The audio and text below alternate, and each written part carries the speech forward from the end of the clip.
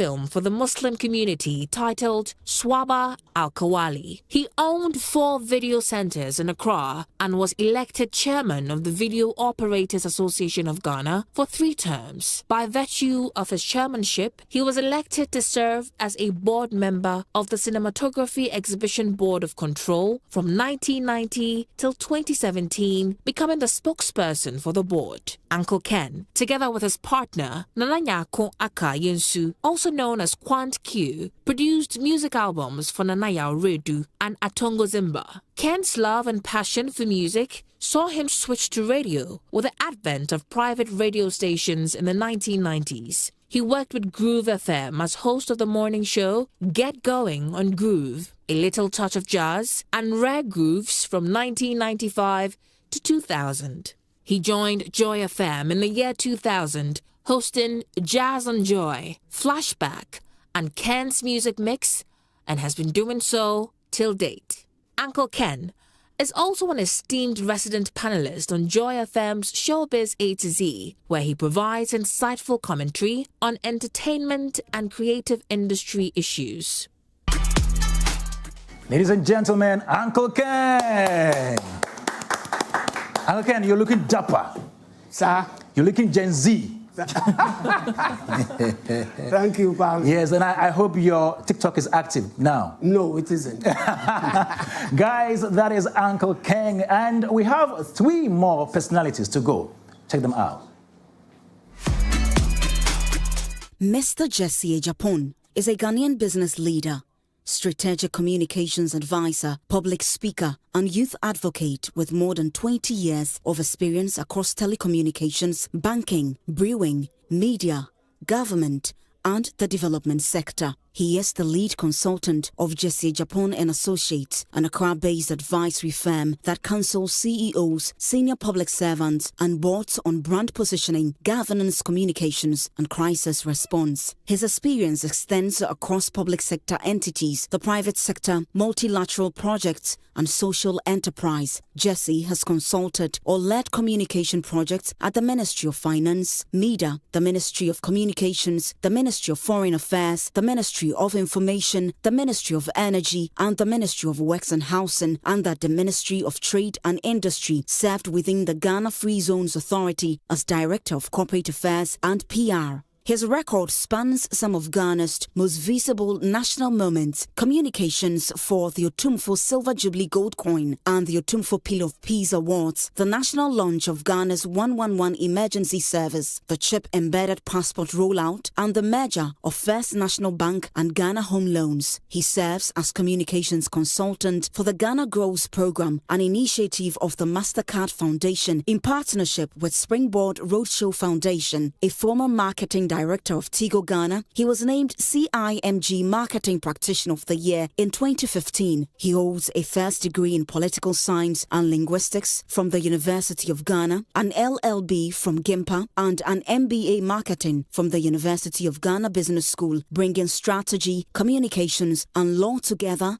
in one practice. He is the founder of AI, Arts and the Law, convener of Quiet Conversations, and a father who believes above all that storytelling is nation building.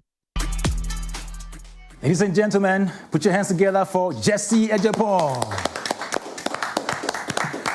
We have 4 already. There are more to go, some more to go. And so please stick and stay with us. We have also the studio guests, the stakeholders who are here to support the program. So, from now till 6 p.m., it is the Showbiz Roundtable, 9th edition, brought to you by MTN and High Five Choco Malt. You can send us your comments ahead of time. Do that via 055-11-11-997 or 0551-575757. We're also very active on our social media handles, Joy 99.7 FM, Joy Prime, and Joy News. When we come back, I'll be introducing to you something very special. Stay on.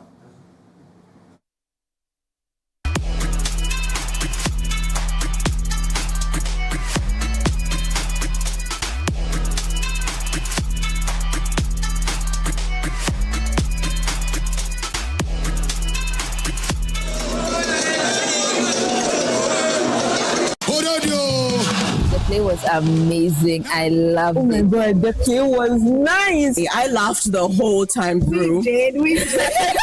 I love the set. It had that wow factor when it first came down. Absolutely. It was so funny. It was amazing. I laughed a lot. You can see tears dropping from my eyes. There was a lot of drama. A lot. Like, I mean, diva level drama. I really enjoyed it. I would like to come and watch it tomorrow again. I think everyone should see it.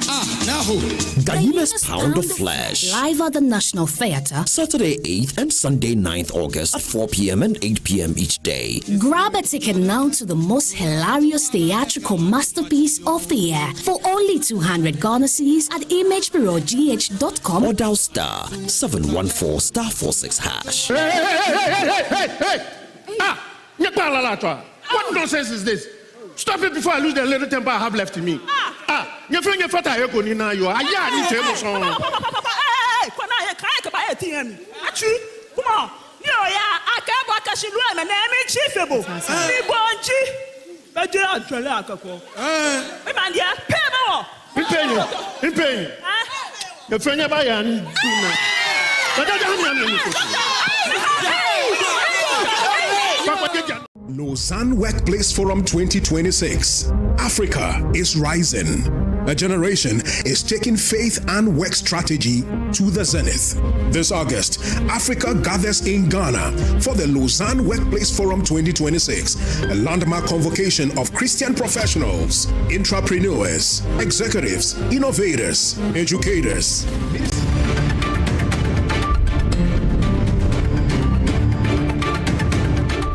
On Joy 99.7 FM, and the show is brought to you by MTN and High Five Choco Malt. My name is Kwame Dadzie. This show is produced by Philip Nai with support from Anita, Tay, Ida, Leme, Martin, Asari, and the entire crew. And today we are doing an assessment of the NDC's performance in the areas of tourism, culture, and creative arts.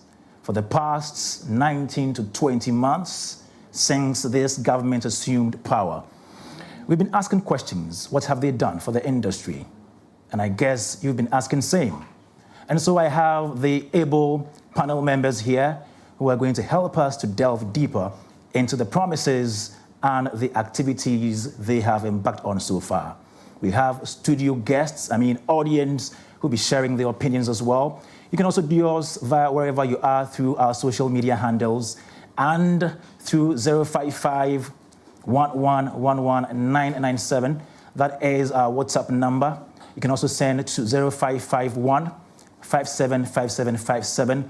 This is a program for everybody in this industry. And so whether you are here as a panel member or you are here as a studio guests, you can send your questions. If you are listening to us, you are part as well. And so we're inviting your comments. Very, very important to us. But before we set the ball rolling, we're going to lay a foundation. And the foundation is to bring on one great personality. He is with the multimedia group. He is the team lead at the research department. And he has been putting together all the manifestos and all the things they've done so far together into a beautiful presentation. Ladies and gentlemen, let's welcome Isaac Kofi-Addo.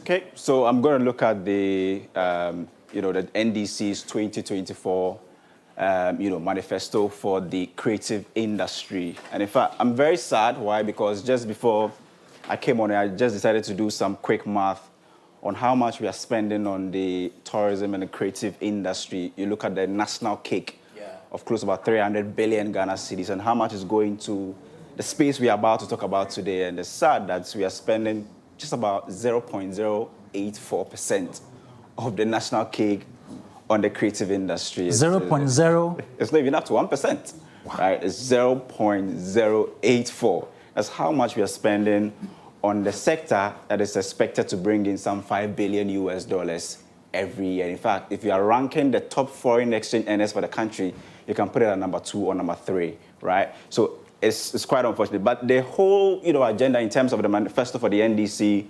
hovered around the Black Star experience, right? That is the main flagship program for the showbiz or the tourism industry. So what I just decided to do is to go back to the 2024 manifesto of the NDC and just decided to count how many promises were made to the creative industry, right?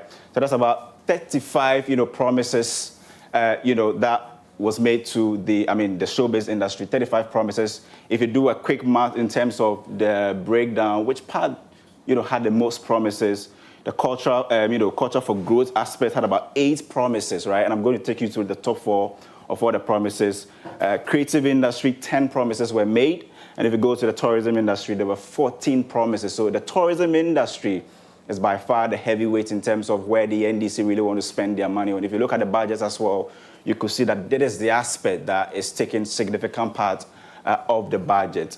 And in terms of the top 4 for the culture for economic growth, the top 4, there were about 8 promises. But in terms of the top 4, one is to revive the Creative Arts Fund, which I know we'll talk about. I'm not going to go into the details. I know there are top brains to do that. I'm only going to look at the numbers. And there's also the cultural village that we hope to set up. I don't know if that has been done. And also modernize existing centers for the national culture and also facilitate partnership with international cultural organizations. If you focus on the creative industry, where majority of our creatives are the music aspect and, film, this, if you look at the top 4, promises made in the NDC's 2024 budget, manifesto, is, number 1 is to invest in support local content creation. This is very important. Also, enhance collection and management of copyright and royalties. I know this conversation or this aspect of the promise will come up in today's conversation. Support young digital content creators. And I know some of them are here. They will be looking for this support. Last time I was hearing on Showbiz A to Z conversations around, funds that have been created and how it could be distributed. Very important. Also, partner with stakeholders in the Ghana music and dance industry. It has become an important, part of the creative, industry. If you go to the aspect on just the creative, so tourism, right? Top 4. Build real-time online database. And in fact, this part is very important because you struggle a lot to get available data when it comes to the creative industry or the tourism industry. One of the promise of the NDC was to build a real-time online database.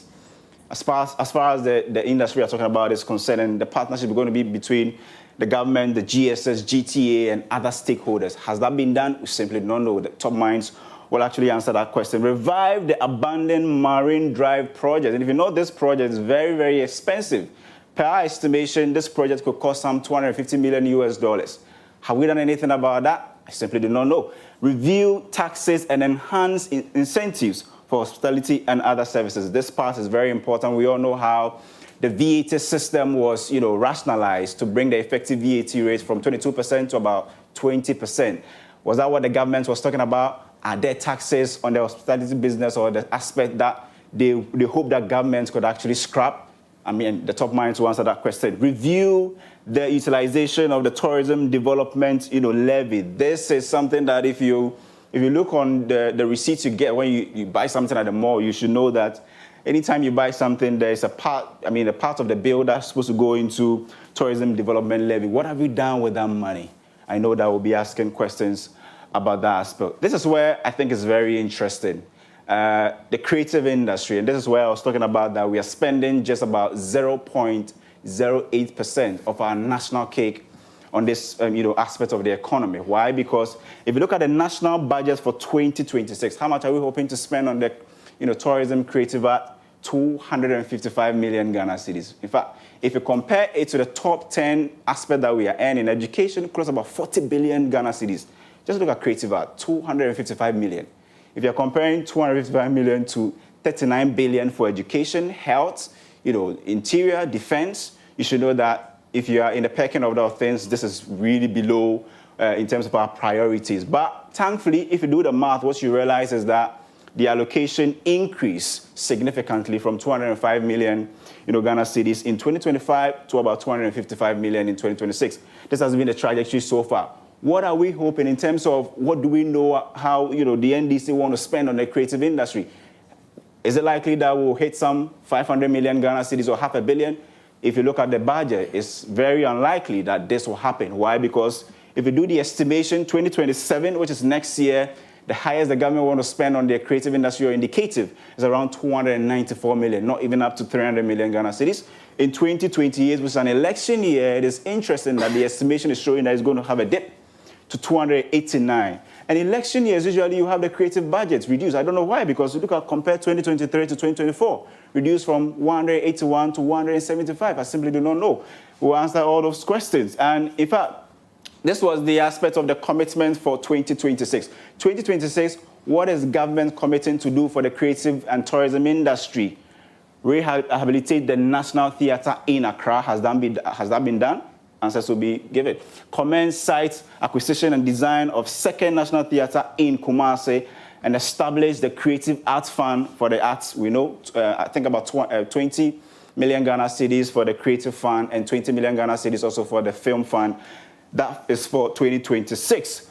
But importantly, this is how the life cycle of the creative industry in terms of the fund is going to look like. So if you're expecting that fund that the president promised, this is the life cycle as we have tracked for you. 2026, the hope is that we'll spend 20 million Ghana cedis for the, the Film Fund and 20 million Ghana cedis also for the, the Creative Fund. 2027, is it likely to go up? The projection shows that yes, government is hoping to spend some 23.4 million Ghana cedis for both funds, and in 2028, increases by some 3 million Ghana cedis, so about 26.4 for both the Creative Fund and the Film Fund. So this is how the life cycle of the Creative Fund and the Film Fund is looking at. But in the scale of things, if you look at our national budgets, it simply doesn't really look good for the creative industry, because this is how much we're spending, 255 million Ghana cedis for this year.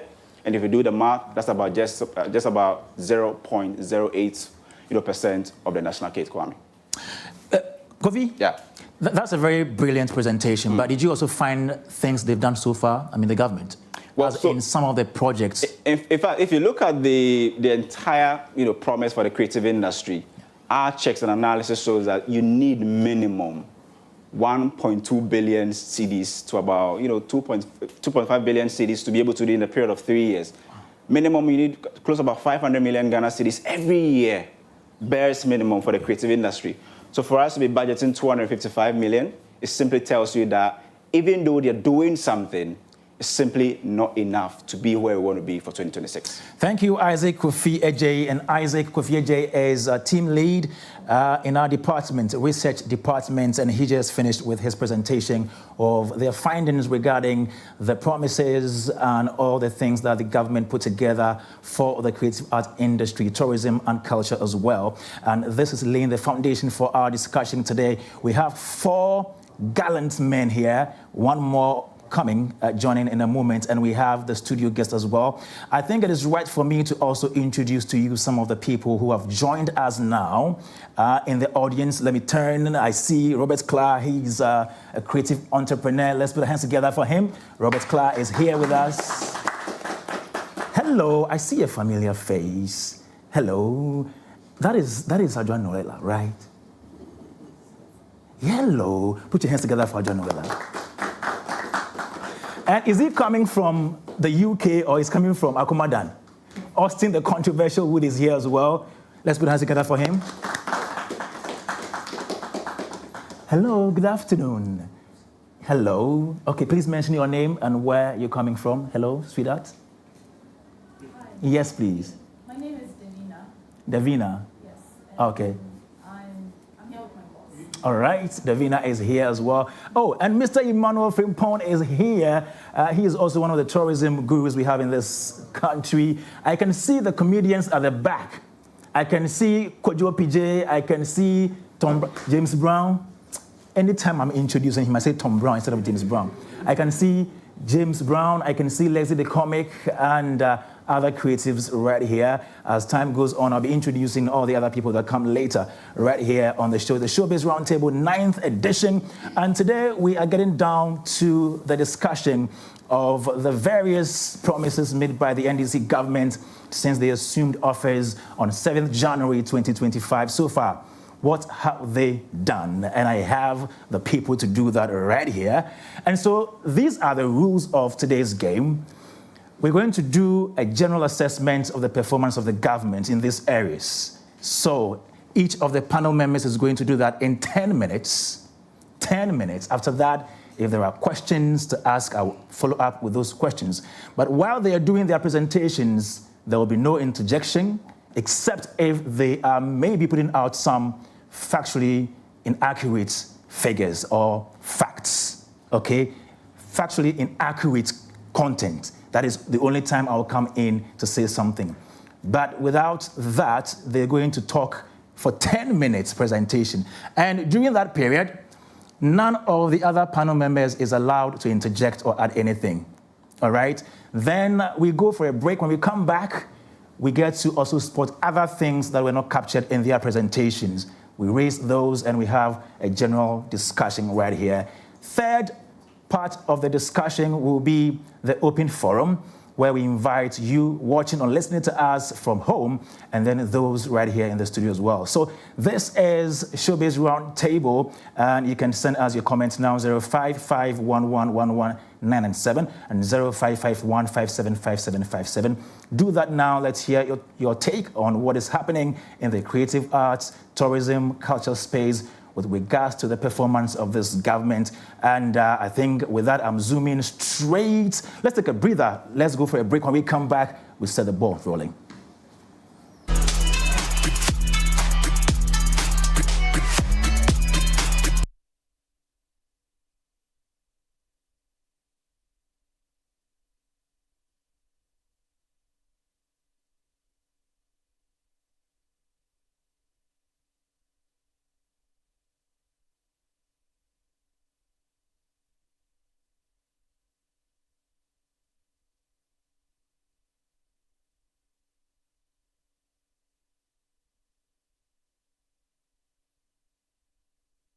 Lausanne Workplace Forum 2026. Africa is rising. A generation is taking faith and work strategy to the zenith. This August, Africa gathers in Ghana for the Lausanne Workplace Forum 2026, a landmark convocation of Christian professionals, entrepreneurs, executives, innovators, educators, ministry leaders, and emerging influencers from across Africa, the Middle East, and beyond. From August 6th to 9th at the Pentecost Convention Center, Gomuafete. Ignite your genius with renowned global leaders, including Apostle Eric Nyamiche, Dr. Joshua Bogun-Joko, Femi Adeleye, Dr. Delphine Fanfon, Samson Adungbe, Abla Masope, and many more. Discover how to turn your profession into mission, your business into ministry, and your leadership into lasting kingdom impact. This is more than a conference. It is a leadership summit, a global movement, a gathering of marketplace reformers. To register, visit www.lwfamghana.org or call +233 558 332 513. This message is brought to you with the generous support of Ghana's leading media partners, including Multimedia Group, Media General, GBC, Bent Media, City FM, Channel 1 TV, BCG Media, Sunny FM, Sweet Melodies FM, and other valued partners. Lausanne Workplace Forum 2026, Africa, Middle East, and beyond, where faith meets work, transforming people and nations.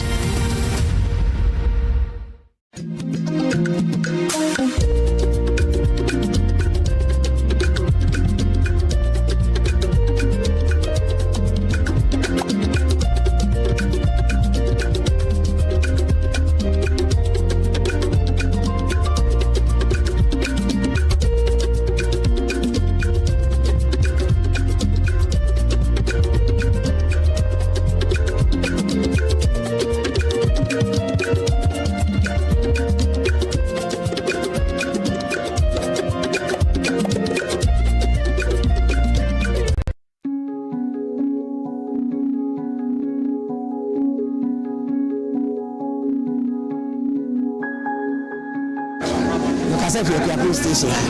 Now traffic light no be say na say. O kan dey how you papa. How you papa na. South traffic light na say. What you need? Na one case if we be doing raso. And as we remember raso na. She back go airport. Airport first one, second one. Now the court say Shangri-La. It's red. Now red no gina say inti green ba. What green in na man, no is a red night there. Abba. Na house distance no worry. When you pepe na motor riders ni friend Diana say so ngai there. Won acho. O be red ni so yellow ma green green so yellow ma na red na ba at twice. Okay, o said yeah to manage here no. Traffic be say bia pay bia traffic. At times enye aduma. Who the one no police. Na fe obi akazo problem e do cause accident all the time. And the answer na yes so high pa. We go be say bia traffic be pay bia I go Medina away as away residential. It be block enye aduma na fe police for no so no ho. Na yeah brothers na it me contributing to the country's GDP, but unfortunately, we are not seeing much of that. Kwame, interestingly, when I was doing the mathematics, right, the calculations, we're not yet at 20 because officially this government took over in January, so that makes it 19 months. But Olele, you know what we say in Ghana? Yes. Like you come 10, 10, 10, 12. 11, 12. So definitely look at that. But I want us to follow the money. So in December, Parliament passes the 2026 appropriation bill, and they named 2 cost centers. You're looking at 40.5 million Ghana cedis. 27th February this year, the president comes on the State of Nation address to repeat that commitment and says he's going to give us 40 million indeed. 20th May, we are told that Film Development Fund publicly launched as a seed capital, which was the 20 million, like my colleague said. And early July, the president says that the film money had been paid. And this was a conversation with the outgone Swiss ambassador, right? In that conversation, he says, and I quote, "It has been paid." Okay, we'll get to that. Now, 23rd July, which is the mid-year fiscal policy review, we don't hear anything about the payment, about the said payment. I did write a Facebook post, asking, why it wasn't captured as a line item in the mid-year budget review, because if something of that nature has been passed by Parliament and the president himself has said it's been paid 2 weeks before the mid-year budget review, you would at least want to hear where the money is or where the money has gone to and how much has been spent and all the KPIs that come with it, but we didn't hear anything about that. In late July, we actually hear about the actual release confirmed by the National Film Fund, and they say that they have received 5 million Ghana cedis. JoyNews, obviously, my Joy Online reported this. Every other news agency in Ghana reported the same figure. On 29th July, you have the NFA opening applications, and they were advertising it at 20 million Ghana cedis. Are you seeing the discrepancy in the numbers right now? Okay. They said they are giving 5 million, but they are opening their advertisement as 20 million. So what money are they going to be using? Anyways, we'll get to that. So they announced 20 million Ghana cedis. They launched it in May as a seed capital, but what was actually released was 5 million, which is just 1/4. The NFA, of course, has confirmed that, and I quote the executive secretary of the film agency. He says, "The fund is not free money. We have started discussions on various ways to recoup the loans." If the TV is yours, underline recoup the loans. The fund is not free money, okay? All right. I'm sure my uncles would get into it when I sit down. Now, why am I worried about this part of the conversation? Because I have a problem with how we place so much premium on the Black Stars. Not to say the Black Stars is not important, right? But even the Black Stars had their World Cup figures and their World Cup numbers captured in the media budget review. The World Cup campaign, according to the finance minister, was 58 million Ghana cedis. Now, Anti-Illegal Mining Secretariat, the money that was given to them to combat Galamsey was also captured in the media budget review, and that was 60 million Ghana cedis. they also came with completion percentages on how individual road projects, were doing or itemized. But the Department of Creative Arts, which also handles or which also comes together with the National Film Authority, wasn't mentioned. Now, for both art allocations are comparable in size to line items that were reported and drawn from the same appropriation process. So the question is still remaining, why are they not capturing these things? Then we go to tourism, right? The last tourism report suggested that we had people coming into the country, but we were spending less, or they were spending less. International arrivals, went up by 1.4%. That is from 1.2 to 1.3 million. International tourism receipts dropped 10% from $4.82 billion to $4.34 billion. So we had people coming in, but they were not spending. Why? In 2024, the average spend per visitor was $3,742. In 2025, it dropped from $3,742 to $3,319. What worked was the marketing, because Ghana, we know how to market ourselves. Our marketing is on auto mode. Ghana has the best PR in the world. Yay, everybody's happy. But we are not selling any product. They come and there's nothing to sell. You're not making money. So I said, we are selling access to a country, but we are not selling anything to do once you arrive. And I've talked about how sometimes even the roads to our tourism centers are very bad. The agents or the administrators of our tourism sites are reportedly not being taken care of. And that translates into their customer service. We'll get into that. Now, in the 24-hour economy sheet, as part of the promises that were made for the Creative Arts Center or the Creative Arts Industry or the Ministry of Creative Arts Tourism, it is said that we host the after secretariat here, but we cannot host the after events. Why? Because, and I quote, "There is no purpose-built national convention and exhibition center capable of hosting large-scale cultural, trade, or policy summits." This is captured in the 24-hour economy program. I think we need to understand what AFTA is. Is the African Continental Free Trade Area. I mean, if at this point you don't know what it is, then AFCT. Yes, it's not AFTA, it's AFCFT. Sorry. So I decided to look at neighboring countries or other countries and what they are known for and what they are doing. And I couldn't really take my eyes off Rwanda, because in Rwanda, in only 2025, the year 20, just last year, their meetings and the conferences segment alone produced $94.7 million. And this is because they were able to hold international events across 165 international and regional events. One of them, obviously, is the UCI World Championships, Mobile World Congress, and what many of you may know as BAL, which is also known as the Basketball African League. Every year, Rwanda is choked. Why? Because they have the purpose centers. In Ghana, we don't have any. I think was it early this year or last year, we were told that our favorite $58 million hole was going to be turned into, anyways. Yes, so we don't have any at the moment. And we are still in 2026. We don't know what plans are laid out for that. After that announcement, we were told the National Theatre was going to be built in Kumasi. We don't know if the land has been procured. We don't know all of that. We don't know what the plan is looking like.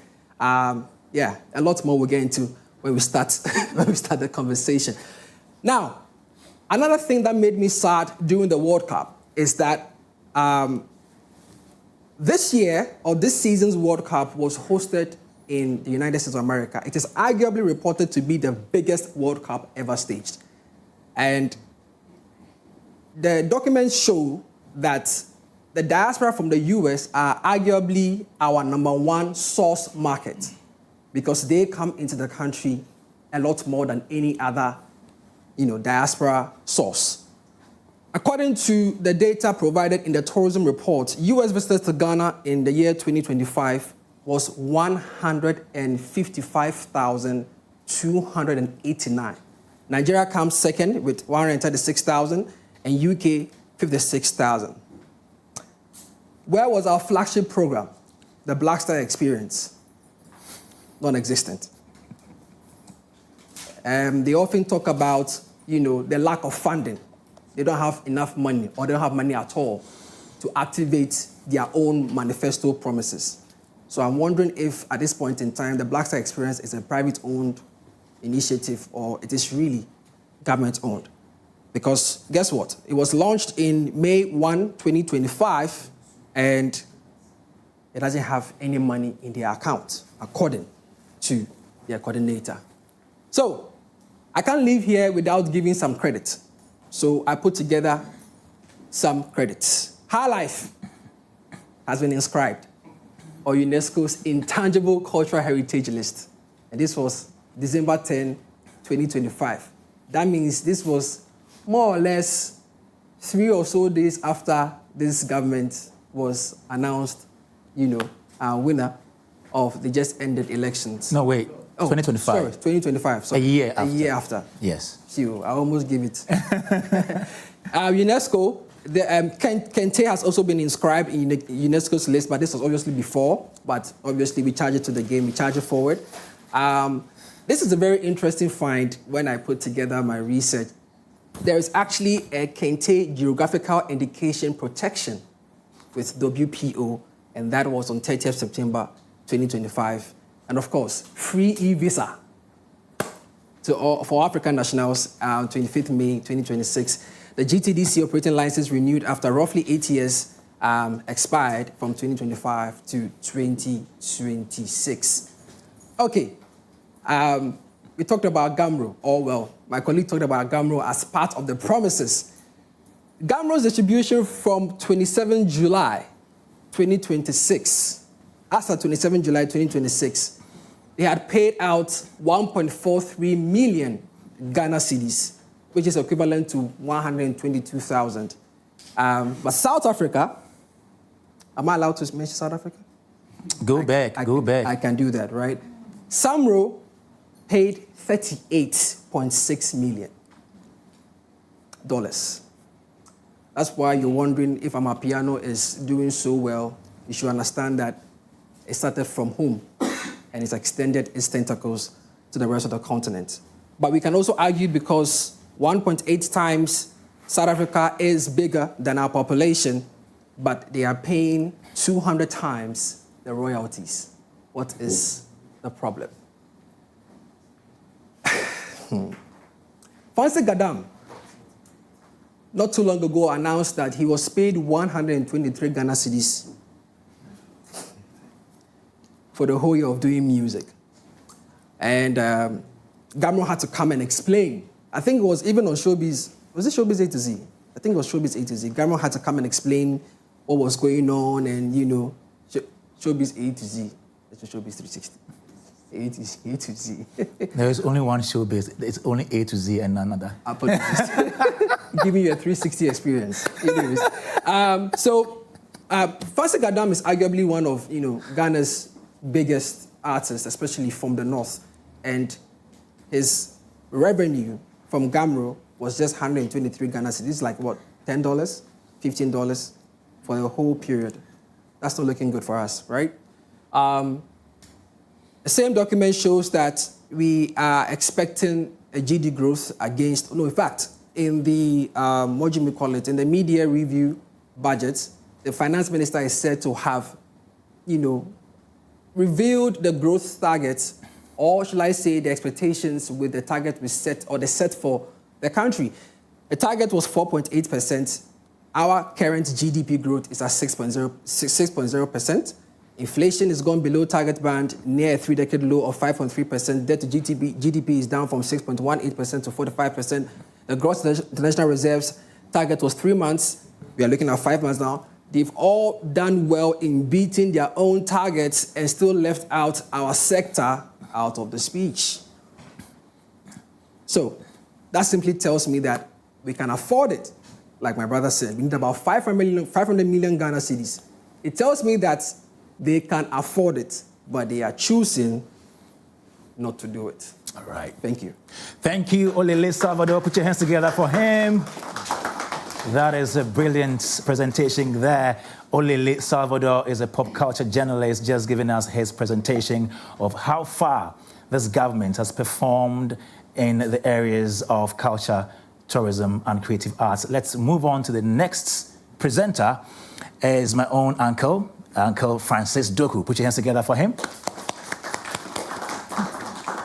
Thank you so much, Kwame.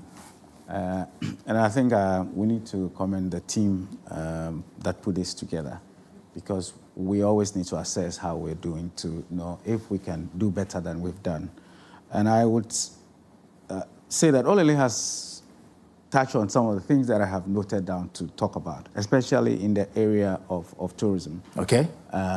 First of all, the report, the GTA report, which is primarily the reflection of how tourism happened in the last year, says, for instance, that 31% of a contribution of numbers to Ghana in terms of arrivals was by MICE, or business tourism. And that is a bit difficult to take, really, given what Olele has said and given what we know, in the sense that we don't have one functional world-class convention center at the moment as things are. We all know what we had to go through this year before the TGMA. Yes. For venue. Yeah.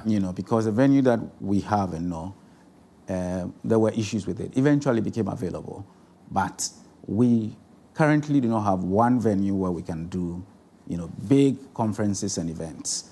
And so it becomes a bit difficult to, to kind of appreciate, or if you like, believe that 31% or a third of every tourist who came to Ghana in 2025 came because of business conference. I think that is something, because if you compare to other countries, and Olele mentioned Rwanda, for instance, has done very well. Rwanda is the 5th country in Africa with the numbers of business tourism, and Kigali is second after Cape Town. So their numbers is not up to 12%. I mean, it's below 12, it's below 10% of the number of people who come to Rwanda because of business. And if you're comparing that to what we have in South Africa, which is the biggest conference destination in Africa, it's below 5%. Kenya, same. So it's always difficult to kind of accept a number that says that 31% of the people who came here came because of business. So that's the first point. I want to talk about the numbers. Now, if you also look at the numbers that was presented in the area of revenue, the tourism revenue that was said to have been realized, which was 4.38 billion in 2025, which, as Olele said, is a drop of about 10% from the previous year.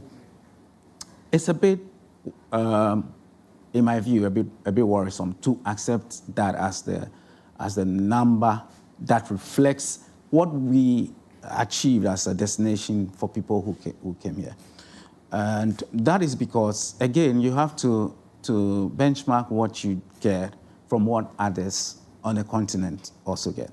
So if Ghana says there were 1.3 billion people who came here, and out of that we made 4.38 billion, that will be saying that we are doing far more than other destinations. So, for instance, if you take Rwanda, which will report that they got 1.4 billion, but their tourism revenue was less than $1 billion, so about 900 and something million dollars. If you take Kenya, which reported 3 million arrivals, but their tourism revenue is about 3.8 billion, then we are kind of shooting too high in my view. And same with South Africa. South Africa says that their tourism revenue was about close to 5 billion, but the arrival was 10 million travelers who arrived. Which means we are doing better. We are doing well. We are doing better on paper. I am saying this to the point where I think that part of what should have happened within the year, or we need to work on going forward, is to improve how we collect the data.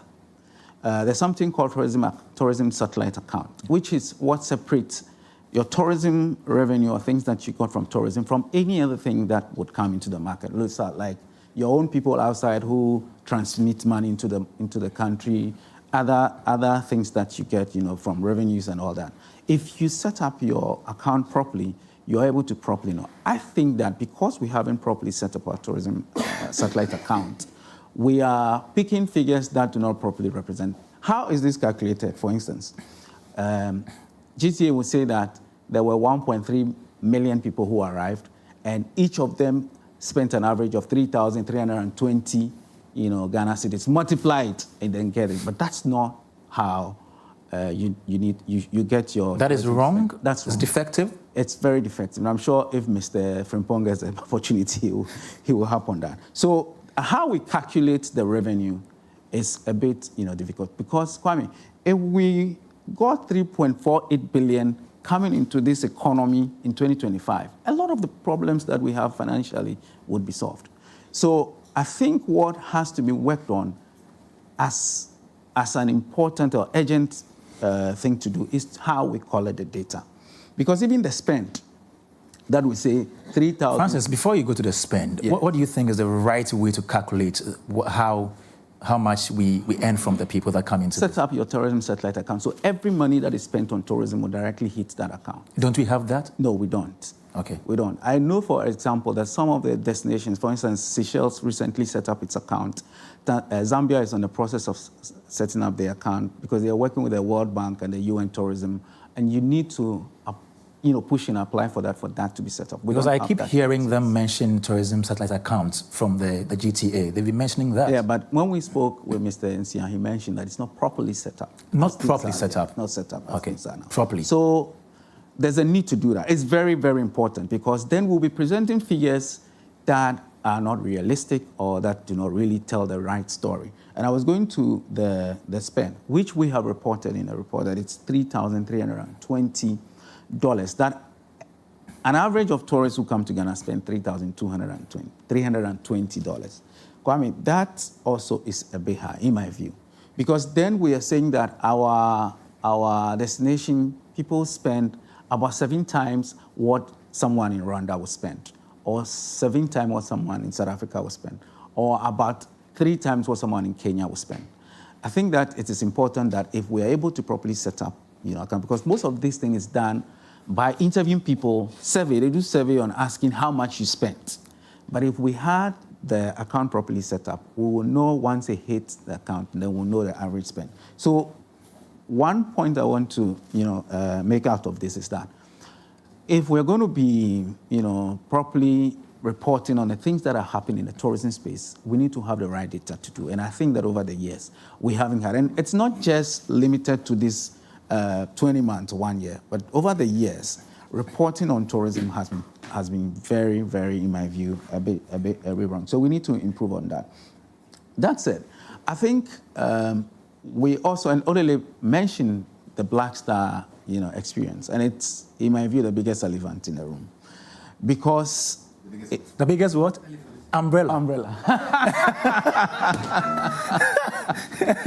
Thank you, Jesse. Elephant in the Elephant.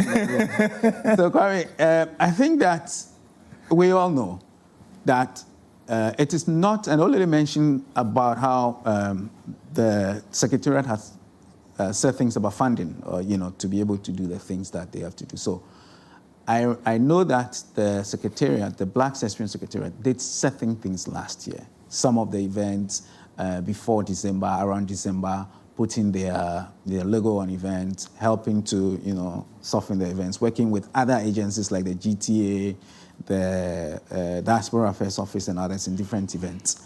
But I think it is more than that. The manifesto spoke about the Black Experience being the overriding, flagship initiative, if you like, to drive tourism. And there were going to be monthly activities from beginning of the year to the end of the year. My view is that the setting up of the Black Star experience hasn't been the best way to go around it, because there's a secretariat that sits in the office of the president, and there are other agencies that sit elsewhere. There's a ministry that also, sits somewhere.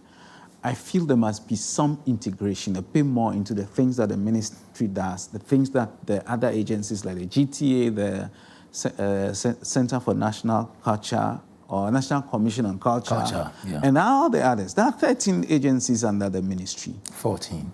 14? Yes. Black Star Experience is not an agency. It's not an agency of the ministry. No. Yes.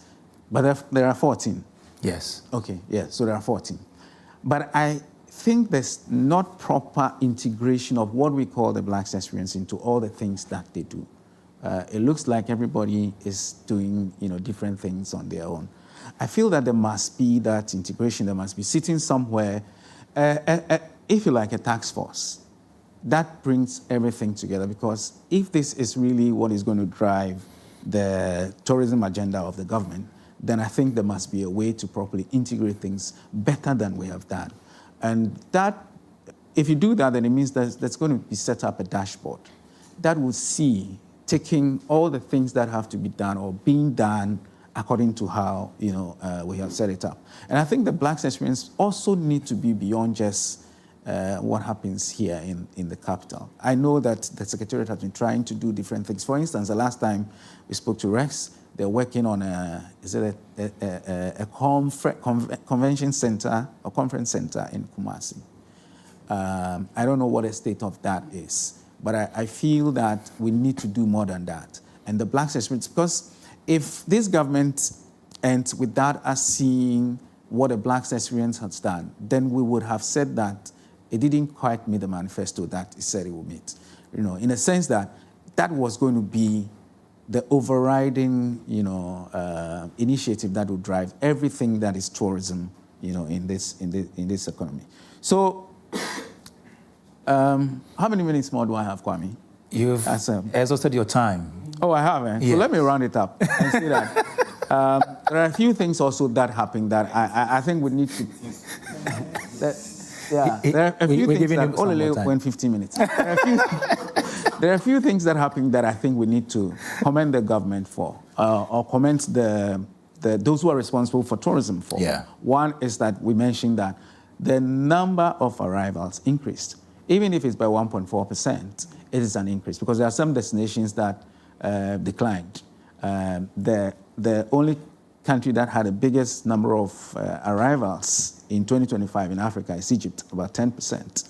Africa's growth was about 8%, and Ghana was 1.4%. There are others that declined. So we need to commend that because we have come out of COVID, and we're trying to build now. I think we're at a state where the numbers will be declining. But we still have an opportunity to increase the numbers, so we need to commend the GTA for that. In fact, domestic tourism also increased by about 7%, which is very encouraging.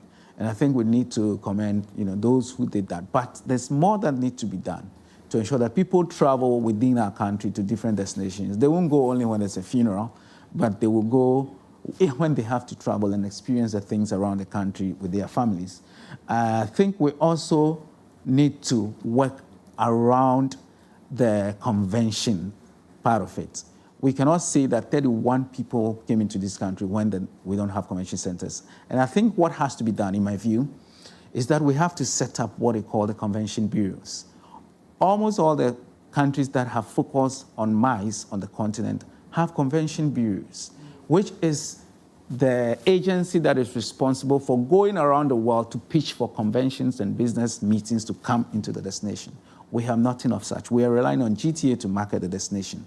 But I think that if for a country that pitches, and it was mentioned in the manifesto that MICE will be taken a bit more seriously than before, I think we need to set up the convention bureaus, which would help us be able to set up the convention centers, which will help us be able to go and pitch for the conventions that will come into our destination. Next year, Ethiopia is holding the COP 30-something, I don't know, 34, 30-something, and 60,000 people will descend on Addis Ababa to attend this conference from all over the world.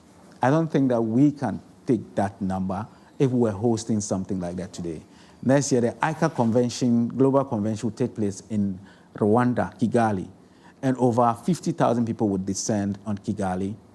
Kigali, if you divide Ghana about 10, one is Kigali. But they are hosting this number because they have been able to set up properly to be able to do that. So let me end here and say that we need to look at, doing some of these things to make sure that our destination becomes a bit more attractive. Thank you, Francis Doku. And Francis Doku is COO of Maestro Africa Group. He is a tourism expert or guru, and you just heard him. I think you did more on tourism, yes? Yeah, that's your area. And if you're wondering what these men here in suits and other attires are doing here, we are doing a review of the government's impact on the creative industry, tourism and culture since the NDC got into office. From January 7 till now, we've heard from Olele Salvador and Uncle Francis Doku. Now to another uncle, the godfather, the grandfather, the veteran, Uncle Ken. I tell you, Uncle Ken, the mic is yours. Thank you. Thank you for the opportunity. And good to see all these industry people here with us this afternoon. Some I haven't seen in yonks. Oh. Yeah. And nice listening to Olele and the Don. Yeah. And their submissions. When this topic came up, I was discussing it with an industry friend. And he said to me that you guys are not being fair to the government by stating 20 months of their rule is what you're going to look into. So I said, why? Why do you think we're not being fair? He said that most of the agencies within our ministry did not have any budgets till later in the year to do anything reasonable. So if we bloat it up to 20, we are not being fair.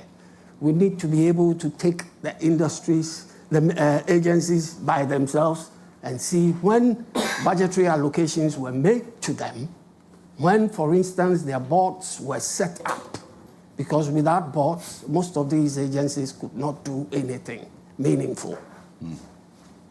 So it shook me, and I said, yeah, I think you're right. Because then I checked, and I realized that for some of the agencies, for instance, the NFA, GTA, Creative Arts Agency. I think the boards were inaugurated on the 14th of August last year. 2025. So if you take 14th of August to January, slice out the rest of the months, because according to him, they could have done nothing meaningful, because they could not have gotten approval to do anything. So I said, I see. That's a good point. I had also heard a lot of people on radio networks discussing this subject matter. And a lot of them were actually giving the government 0 marks and said nothing meaningful had been achieved within this period.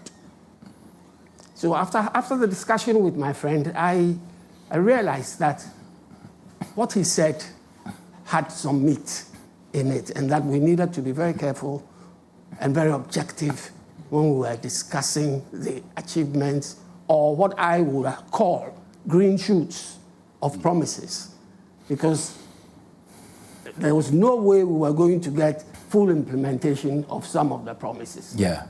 We were only going to see green shoots, and that sort of thing. And so that set me working. And your producer kindly sent me some info, which was useful, because let's put things into perspective. We are looking at promises the NDC made in their manifesto, in their 2024 manifesto. And I got some highlights of the promises made by the president, announced by the president himself at the AH Hotel. Yes. On the 7th of June, 2024. So again, these were promises made even before boards had been set up and all that. Very quickly, it said make budgetary allocations for the creative arts. We can take that, can't we? Because he has made a 20 million budgetary allocation for the creative arts. Yes. Whether the money has been given to them or not is another matter. that we are not too clear about. 5 million has been given to the film authority. The film fund. Film fund, yeah. Yes. What about the creative arts? I hear that is 6 million. Okay. Streamline copyright administration and intellectual property laws. Has that been done? Organize film festivals to showcase Ghanaian films. I think individuals have been showcasing them. Yes. But I do not know of any organization that has gone out of its way to organize that within the government setup. What I do realize is that there's a film festival next week. Is it Austin? Is it next week? The Black Star, is it next week happening in Kumasi? Yeah. I don't know whether that is with the GTA or with the NFA. That is Juliet's private Yes, that's somebody's private initiative. But that's a festival, a film festival that's happening in Kumasi from next week. Okay. But that's not part of the festival. Well, I mean, they said organize film festivals. So I'm saying that, for instance, this was a good opportunity for the NFA to be part of this, or even the Black Star experience to be also part of it to showcase the films to us. But it looks like that's a private initiative. But Uncle Ken, we don't know for a fact if they are supporting them in any way. Again, this is what I'm saying. I'm just bringing out the promises they made. Sure. And what I think should be happening or what is happening in the sectors. Support creatives to participate in international trade fairs to promote Ghanaian arts and culture. You see, for the lack of information from the ministry is a serious, serious, serious problem. Because if some of the things are being done or have been done, we don't hear about them. Yesterday, I heard on the radio that a Ghanaian contingent has traveled to Spain or under the auspices of the Creative Arts Ministry. I'm not too sure what it is about, but Kojo is nodding there. So, what is it? Yeah. The highlight of the world. Exactly. Yes. To the world thing. I did a story on that. You did a story on that? Yes. And for once I missed it. It was sent to me from the ministry. Okay, so something of that nature is being done? Yes. Okay. Under the banner Black Star Experience. Oh, and that is also under the banner Black Star Experience? According to them. Ah, interesting. Establish a film village and facilitate access to affordable equipment for filmmakers. That we know has not been. I'm not sure whether they've even started something towards this. We needed a government official here to tell us what they have done and what they have not done. Otherwise, we are speculating as we go along on most of the issues. There was a few more. Rehabilitate the National Theatre in Accra. Has rehabilitation started? We know they had a grant from the Chinese government, which is $30 million. Yes, they talked about the grant, but because people are still having shows there, are they not? They earmarked a time. I think it was supposed to have undergone rehabilitation. I think March or so, but it was postponed. Yeah. And build a second in Kumasi. Someone raised it. I think it was Francis or Olele Salvador. Olele Salvador raised it. He was wondering whether the land has even been secured. Okay. Now, I'm saying that most of these promises do not have timelines to them. So that makes it very difficult for us to sit here today and chastise people for not achieving something we think they should achieve, because there are no timelines. And they'll tell you, I have 4 years to rule the country. So I'm pursuing, you remember that word? Yes. Yeah, it was very popular. It was prominent in the MPP manifesto. In the MPP manifesto. 2016. So they're still pursuing some of these promises. And if they are, you can't challenge them for that, you know. Establish a formal fund to support aging artists. Kwame, you deal with Musica a lot. Do you know anything about... No, Musica has its own welfare policy. Yeah. That's different from the government's promise. The other one that I'm very interested in, offer subsidized rates for performances at government-owned venues such as the Black Star Square and the Accra International Conference Center, and so on. Has that been happening? No. You see? Robert Clark is an event organizer. Robert is here. I'm not sure he's enjoyed that yet. George Quay would have been a good person to tell us whether he enjoyed anything from... George does his plays at the National Theatre. At the National Theatre. Okay, yes. Yeah, that's also and Robert as well. He's been doing stuff at the Grand Arena and the other places. So you see, some of these promises are what we term low-hanging fruits. That if the government had implemented this, everyone will sit back and say, oh yes, they promised this, they'll be able to do that. Because this particular promise, I don't think it's too difficult a promise to keep. You know what I mean? Yes, but here we are. Hold annual stakeholder dialogues with the creative arts sector. Have you had any since the Not yet. Have you met your minister? Not yet. At a stakeholders meeting? Maybe she's met some people, some smaller groups of people, but she's not met the entire industry yet. She's not? Yes. But just before we came on air,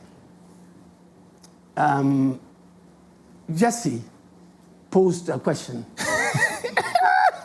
to me and asked me, has your...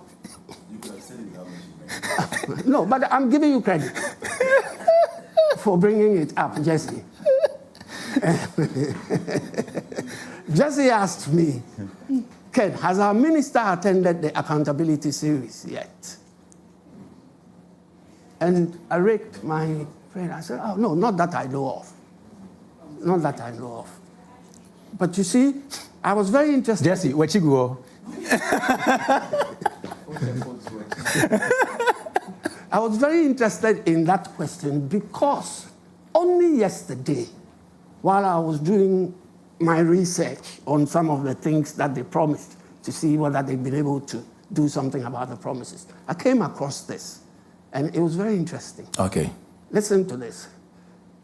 The Ministry of Tourism, Culture and Creative Arts has outlined major policies and achievements aimed at strengthening Ghana's tourism and cultural sectors during a high-level stakeholder consultative meeting in Accra on Wednesday, July the 15th.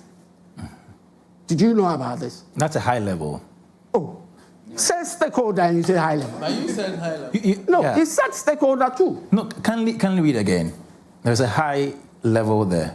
Has outlined major policies and achievements aimed at strengthening Ghana's tourism and cultural sectors during a high-level stakeholder consultative meeting in Accra. That wasn't what we were promised. We were promised a general engagement. Addressing the stakeholders. Okay. The Minister of Tourism, Culture and Creative Arts, Abla Jifa Gomashi, said the meeting was an opportunity for the ministry to account for its performance while engaging industry players on the way forward. Okay. So it caught my attention. I said, hey, something of this nature happened. I didn't hear about it till I saw this news item. She further disclosed that the ministry has collaborated with the Ghana Statistical Service to undertake the Ghana International Travelers Survey and develop Ghana's first tourism satellite account. According to her, the initiative will collect comprehensive data on international visitors, measure tourism spending, and establish an internationally recognized framework for assessing tourism's contribution to Ghana's GDP, employment, and the wider economy. The minister also celebrated Ghana's latest international cultural achievement following the successful inscription of highlife music. Olele, you mentioned it, and highlife dance on UNESCO's representative list of the intangible cultural heritage of humanity. Ghana also attained another significant international milestone with a successful inscription of highlife music and highlife dance on UNESCO's representative list of the intangible cultural heritage of humanity, reaffirming our country's invaluable contribution to global heritage cultural heritage. The consultative meeting brought together stakeholders from both private and government sectors of tourism, culture, and creative arts sectors to review the ministry's progress, identity challenges affecting the industry, and discuss strategies to further position the sector as a key driver of national development. So in answer to Jesse's question... Jesse hasn't asked a question yet. No, that he posed to me off air. This is the answer that I want to give to him and to the audience out there. So, Kwame, you see... But Uncle Ken, yeah. Are you sure this was what was promised the industry during that stakeholder engagement that President Mahama had with us on 7th June 2024? From the ones he said that they would I have listed. a national dialogue for the creative arts industry. We've not seen that yet. This was a high-level stakeholder engagement. Right. That highlighted achievements. Yes. So you see the achievements that she highlighted, then you can checkmate those achievements with the promises and see where some of them have not even been looked at all. So this is a very good thing that we are doing here this evening.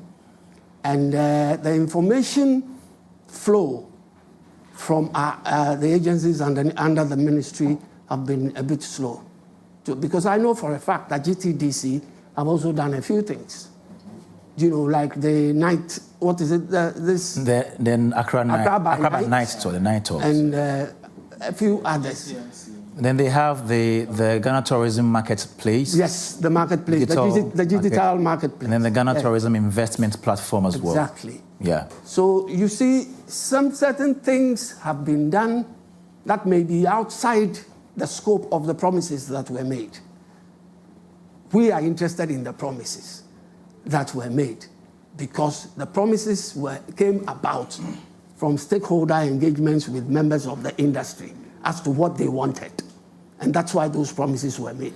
So it is incumbent on the government and the ministry to make sure that they deal with some of those promises that they made and at least check out the low-hanging fruits and put them out as quickly as possible so people can see progress in their administration. Thank you. Thank you, Uncle Ken. Let's put our hands together for Uncle Ken. Uncle Ken, you did 40 minutes. Oh! Uncle Ken did 40 minutes. You are still watching us live from the studios of Joy Prime, and we're live on JoyNews and Joy 99.7 FM. This is Showbiz Roundtable, and it's the 9th edition today. We are just reviewing the government's impact on our industry so far. As Uncle Ken said, maybe it is too early for us to expect government to do everything, but there must be some foundations laid, some steps taken, and that is what we're looking at today. And so you can also send us your comments and your questions ahead of time. 0551111 is our WhatsApp number. You can also send to 0551575757. You can send via that number as well, or do so on our social media handles, Joy 99.7 FM on Facebook, X, or you can do so via Joy Prime and JoyNews as well. It's time to have the man, Jesse Agyepong. But before that, we are running a poll on social media, okay? If you've been monitoring the progress of this government so far, we're asking you to just go on social media and cast your vote, if you like. So we're asking, 20 months into the current government's tenure, which sector has recorded the greatest progress? Is it tourism? Is it creative art? Is it culture? Or none of the above? We're also asking you that how would you rate the impact of this government on tourism, culture, and creative art? Is it excellent? Is it good? Is it average or poor? We are expecting your comments. Let them come through via the various social media handles and our WhatsApp number. Time to invite our man, Jesse Agyepong. Put your hands together for him. No, but I'll sit down. You will sit down. Okay. I didn't have the privilege of putting my slides together. That's beautiful. That's as Olele Salvador. had done. As usual, I really want to go foundational a little bit. Yes, sir. And first, I agree with almost everything that they have said. I don't think that anybody will be right in saying the government hasn't done anything. And I don't think this conversation is about whether or not the government is working. And I always say, let's go back to the foundation, because that's where the opportunity can be traced from. Before the appointment, I sat here in the studio of Joy FM. Yeah. And I was clear in my mind that whoever leads the ministry will be saddled with a major responsibility.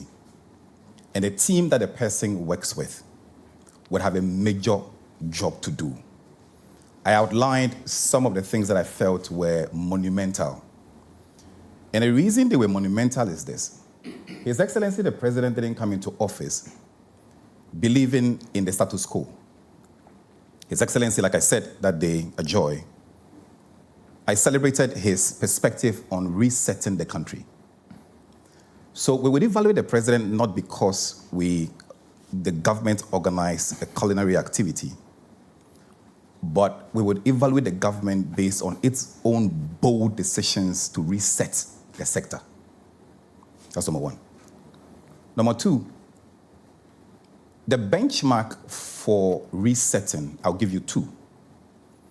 Take a look at what the government has done in terms of the fiscal stability within the economy. And the government is bold enough to say that from a currency point of view, there's fiscal discipline, the currency is stable, the CD is strong. Now that somebody would say is a proper reset. Can you say same in your industry? And that's a separate conversation to have. Second thing, for those who are studying law today, the government is bold to beat its chest to say that there's been a reset within the legal steady space. That's a bold decision.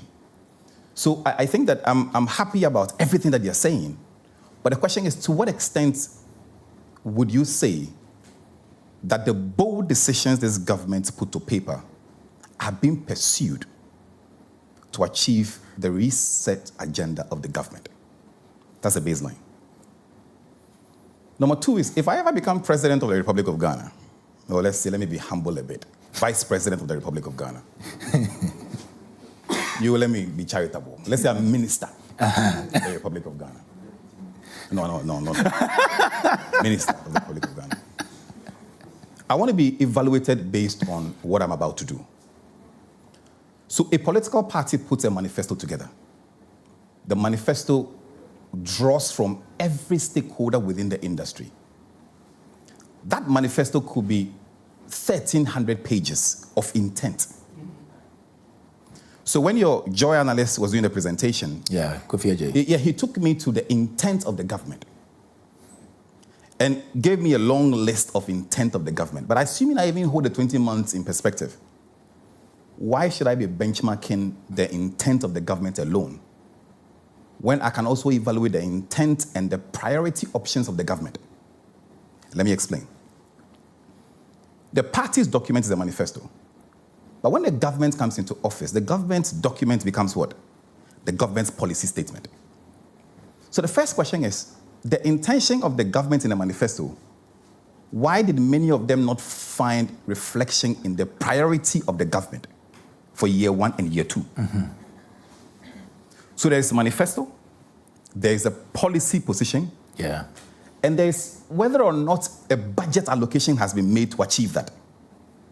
So if today you come and tell me that the government said 2 years ago that they intend to build 2 houses in Dansoman, in the government's prioritization for 2025 and 2026, did that find reflection in the government's intention or in the government's plan? If the answer is no, then that's the problem. 2, a government can't do everything. That's why the prioritization is super important. Next thing that I would say is this. In talking about government activity, and again, I have, like I said, like the intro said, I've been privileged to consult for many ministries: finance, energy, communication, trade, a lot.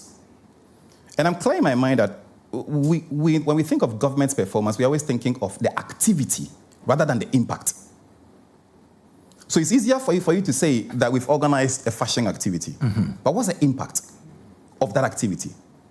It's easy for you to say 20 million has been released or disbursed or allocated, and 5 million has been disbursed, and an application has been opened for the actors in the industry to apply for. But what's the likely impact of that? And the reason I'm starting from there is this. Let me take you to a few bits that I've teased on it because I have 10 minutes. I don't want to... Sorry. I had 10 minutes. I probably have 2 minutes now. And I'm going to read it slowly for you to understand, Kwame. Create and promote the Black Star experience as Ghana's flagship culture, arts, and tourism brand. For what? To redefine and affirm Ghana's identity. 1, attract investment. 2, and create new jobs. 3, and the final one, to increase tourism. No, pick each one by one. And I know that the Black Star experience is really at its infant stage. But at the stage and how it's running now, do you foresee that it is attracting investment? You have to answer that because you are the actors in the industry. Number 2, in the first 20 months or 12 months or 16 months, do you see that it is helping to shape the identity that we are looking to achieve as a country? Number 3, is it creating the new jobs that we are looking for? And number 4, is it increasing tourism into the country? France says 14% growth, 14%, 1.4% growth. Is it triggered by the Black Star experience? Stop here. Again, go back to the manifesto. Every manifesto, in my view, may have 3 parts in terms of the delivery of the priorities. There are things that may be delivered in the short term, there are things that may be delivered in the medium term, and there are things that may be delivered in the long term. The fact that it's a manifesto doesn't mean that it has to be achieved in 4 years. Some have a much more broader outlook. So this question I'm asking the Black Star experience, which in my view was and is one of the most profound pillars, if it succeeds, would become something years down the line we will celebrate as the biggest driver of our cultural heritage and our identity change. It's still at a very nascent stage. Is it working? And how is it working? Number 2. And again, pay attention, because I know the industry will like to talk about activities a lot, rather than speaking about the impact of it. Improve tertiary and quaternary hospitals to boost health tourism. To do what? Boost health tourism. Good. So the objective is clear. It's not about painting a hospital. Because you see, and this vision, it's a very big one. Health tourism is a big deal. So how are we moving towards that?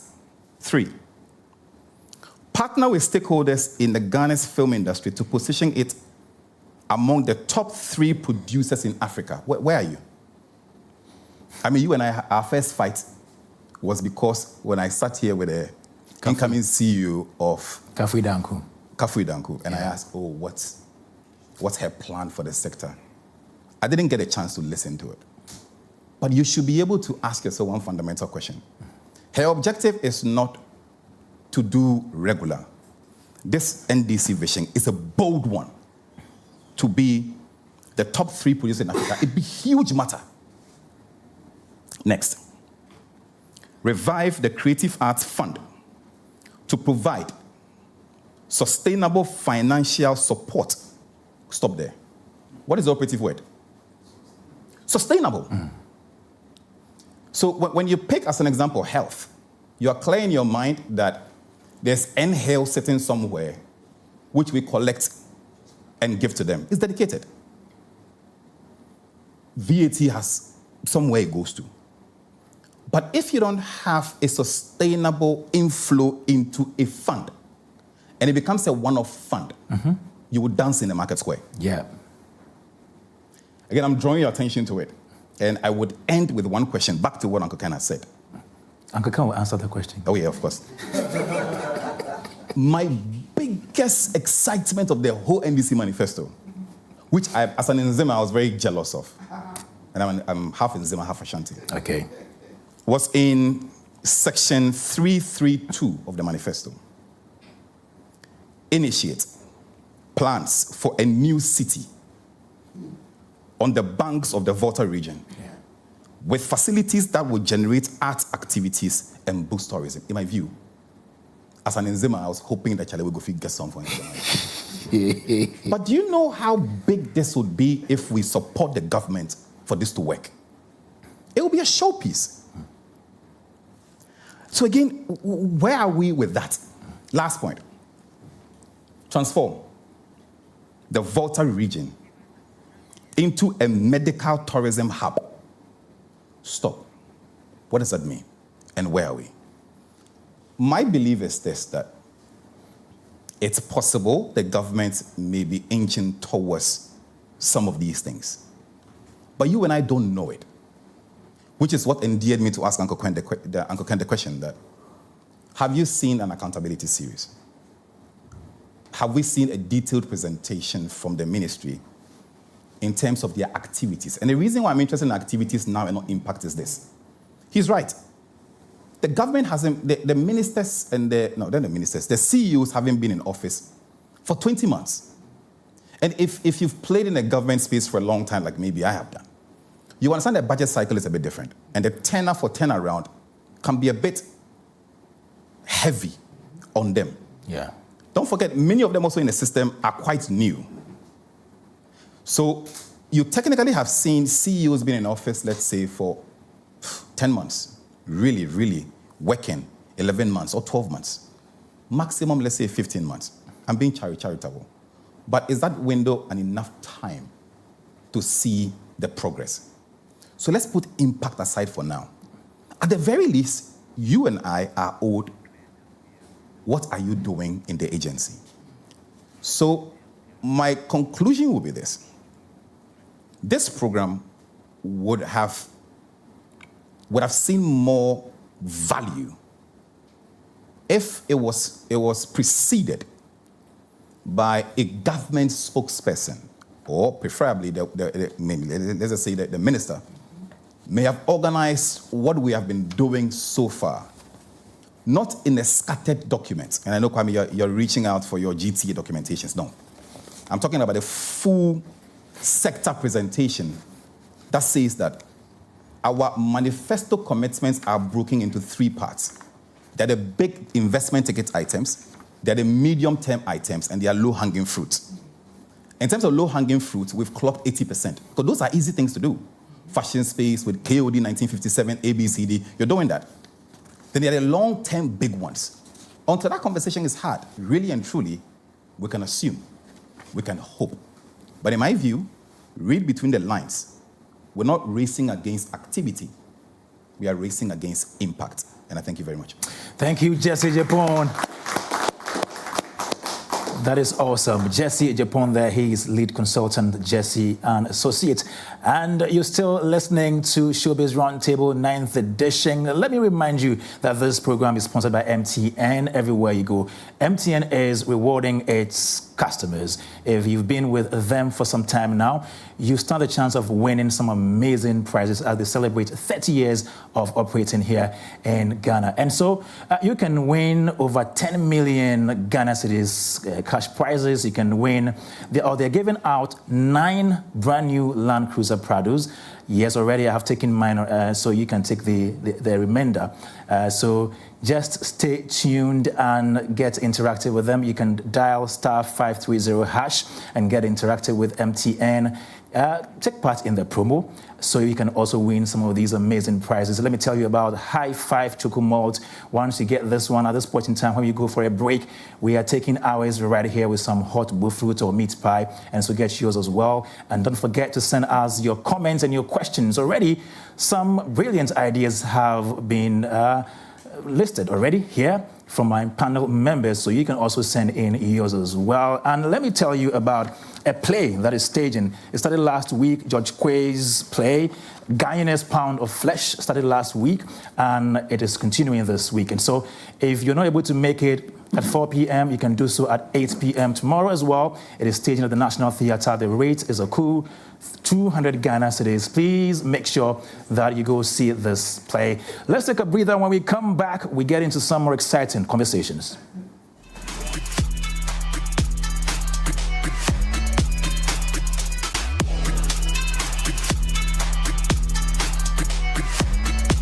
Greater Works 2026. Speaking, Pastor Matthew Ashimolowo, Bishop Tudor Bismarck, Bishop Mike Okonko, Pastor Paul Adefarasin, and our conference host, Pastor Mensa Otabil. Date, Monday the 3rd of August to Friday the 7th of August 2026. Morning sessions, Tuesday to Friday. Time, 9 a.m. Evening sessions, Monday to Friday. Time, 5 p.m. each night. Venue, ICGC Christ Temple East. Special song ministrations by Joe Metal, Once More 6, Nathaniel Bassi, Dunsin Oyekan. For more details, visit gwcentral.org. Greater Works 2026. It's coming down.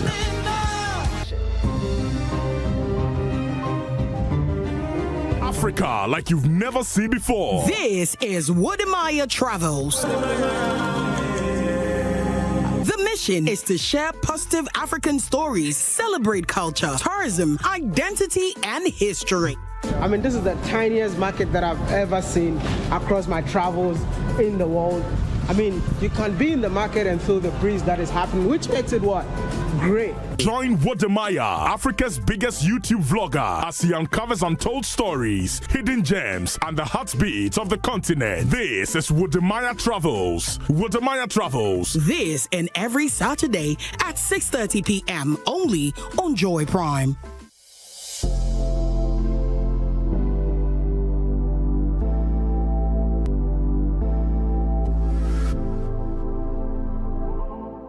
This is not just rap. This is not just lyrics. This is War on the Mic. Welcome to Beats and Bars, the ultimate rap battle competition in Ghana, where raw talents meet hungry ambition, where bars hit harder and only the strongest survive. Fanboy no they pay. Sudi agoro be best sortie o get bonnet is a chaskili. Okay, on the man, I'm another one. The rejecting another one. Phantom now. Two communities, two fearless MCs, 3 intense rounds, 1 undisputed champion. No backing down, no mercy, just skill, flow, delivery, and bars. You better get in it. I say shake it bala bala, shake it bala bala, shake it bala bala. Who owns the mic? Who controls the stage? Who takes the crown? Beats and Bars. Yeah.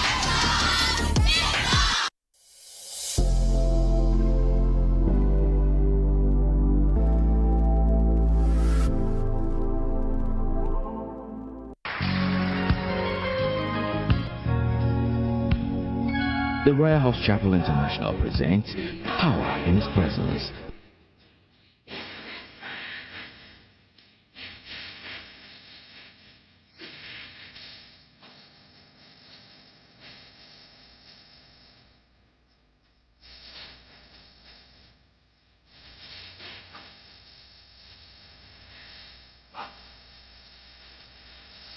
May I suggest to you that what you are going through, it is because there is oil on your head and the devil can't do anything about it.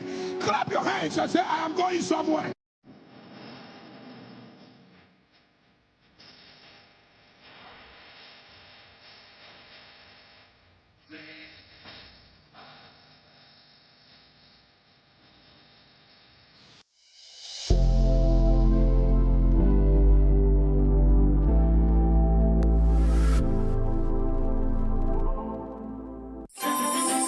That's right.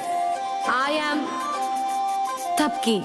When I was a kid, I was always scared of saying anything. But my dear ones, they gave me immense courage. And now, Today I want to share my story. Do you think you'll be able to spare some time for me? There are some hiccups in her talks, but she will steal your heart.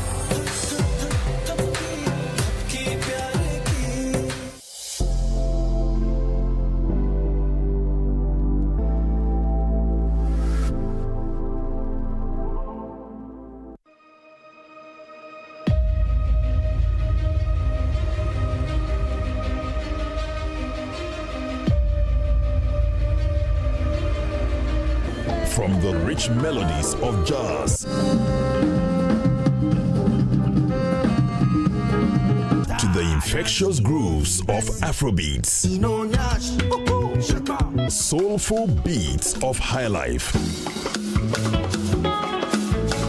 live music bands are setting Ghana's cosmopolitan cities ablaze. Band culture is the way to go. With exciting rhythms of the city, what makes a great band stand out? Is it the talent, the chemistry, or the culture? What we do is pure organic. Our niche, it's growing. Get an exclusive backstage pass to meet the artists. Join Becky on the all-new E-Vibes musical band series. The experience is electric. E-Vibes musical band series.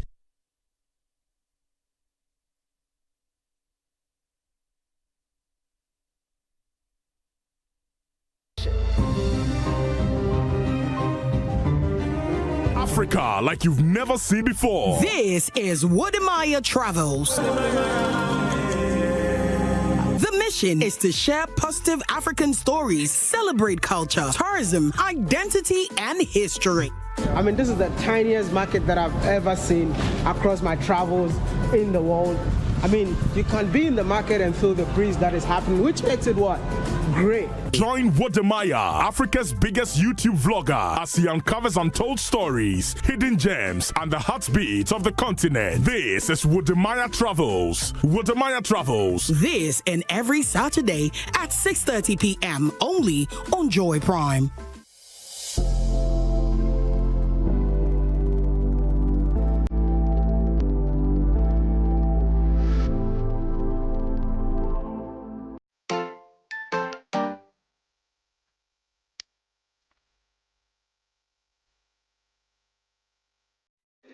Angel on the track.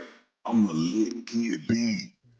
We are having fun on fucking paradise. Yeah, yeah, yeah, yeah. We are having fun on fucking paradise. Yeah, Adventure yeah, is small. yeah, No need yeah. to think twice. We are having fun on fucking paradise. Yeah, yeah, yeah, yeah. We are having fun on fucking paradise. Yeah, Adventure yeah, is small. No need to think twice. we are building a learning, reaching new heights. Our curious minds shine like the lights. With puzzles to solve and crafts so precise. We laugh out loud, it's pure delight. We are having fun on fucking paradise. Yeah, yeah, yeah, yeah. We are having fun on fucking paradise. Yeah, Adventure yeah, is small. yeah, No need yeah. to think We twice. are having fun on fucking paradise. Yeah, yeah, yeah, yeah. We are having fun on fucking paradise. Yeah, Adventure is small. No need to think twice. from science tricks to a story so wise. We play and grow under sunny skies. Together we rise like birds that fly. For kids is the place. Come give it a try. We are having fun on fucking paradise. Yeah, yeah, yeah, yeah. We are having fun on fucking paradise. Yeah, Adventure yeah, is small. yeah, No need yeah. to think We twice. are having fun on fucking paradise. Yeah, yeah, yeah, yeah. We are having fun on fucking paradise. Yeah, Adventure is small. No need to Hi, it's your only King Kayla. Yo, it's your baby girl Leroy. Yeah, it's your star boy Kelly in the building. Kids Paradise, showing this and every Saturday at 11 a.m. only on Joy Prime. This is not just rap. This is not just lyrics. This is War on the Mic. Welcome to Beats and Bars, the ultimate rap battle competition in Ghana, where raw talents meet hungry ambition, where bars hit harder and only the strongest survive. Fanboy no they pay. Sudi agoro be best sorti o get bonnet to set your skilly. Okay, on a man, I'm paying another one. The rejecting another one. Phantom now. Madame Surupu, we are ransom. 2 communities, 2 fearless MCs, 3 intense rounds, 1 undisputed champion. No backing down, no mercy, just skill, flow, delivery, and bars. You better get to it. I say, shake it, bala bala, shake it, bala bala, shake it, bala bala. Who owns the mic? Who controls the stage? Who takes the crown? Beats and Bars. Yeah.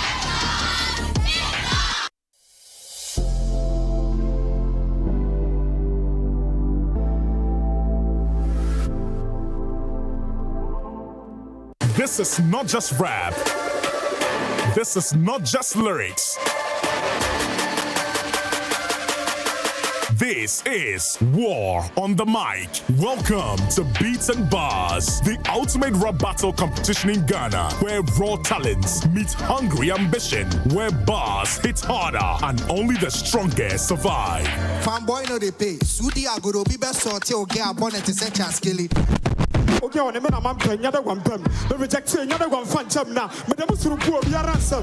2 communities, 2 fearless MCs, 3 intense rounds, 1 undisputed champion. No backing down, no mercy, just skill, flow, delivery, and bars. You better get to it. I say, shake it, bala bala, shake it, bala bala, shake it, bala bala. Who owns the mic? Who controls the stage? Who takes the crown? Beats and Bars. Yeah.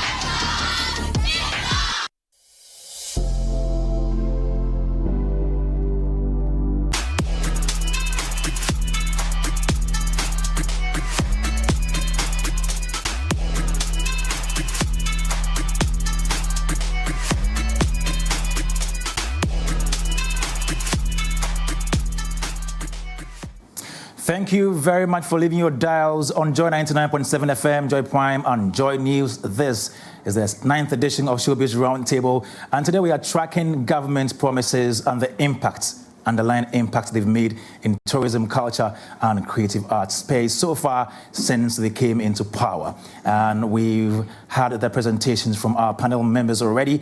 In a moment, we'll be engaging the studio audience as well. But on 7th June, 2024, something happened at the AH Hotel where the NDC held a stakeholder engagement with the people of the industry, outlining their promises and their ideas for the industry. Take a look.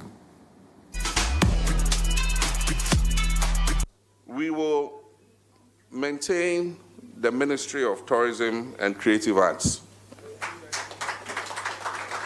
This ministry was conceptualized by the NDC government because at first the creative arts were under the National Commission on Culture and was not receiving much attention. And so we believe that it must come under a sector ministry so that it will receive more attention than it did. And our first minister was Elizabeth Ofosu-Adjare. And she did a lot of work with you during her time. And unfortunately, that has not been sustained over the last 8 years. So we're going to bring back dynamism into that ministry. And the ministry is going to be your ministry. And so it's not going to be some white elephant sitting there and you also sitting somewhere. You will be called to meetings in the ministry to decide on policy together. There is no policy that we're going to do for the creative arts that will not have your stakeholder intervention. I can promise you that.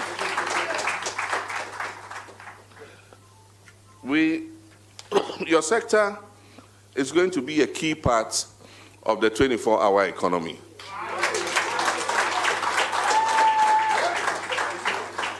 And so you are one of the pillars of the 24-hour economy. And so whatever incentives and budgets are being done under the 24-hour economic policy would also affect the tourism and creative arts industry. We will strengthen and operationalize the Creative Arts Agency so that it can be a one-stop shop for all creative arts. And we will finance it so that it's able to do what it's meant to do. We're going to declare the golden age of culture, arts, and tourism. That will be our overarching policy for the sector. It will be the golden age of culture, arts, and tourism. And under it, there will be a lot of actions and other modules that we intend to implement. And the central pillar of this golden age of culture, arts, and tourism will be promoting job creation and entrepreneurship in the creative arts industry.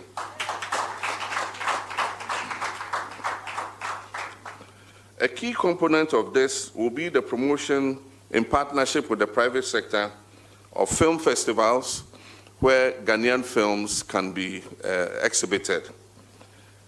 Music shows would be promoted, fashion weeks, and so all the creative designers and others would be able to exhibit their fashion.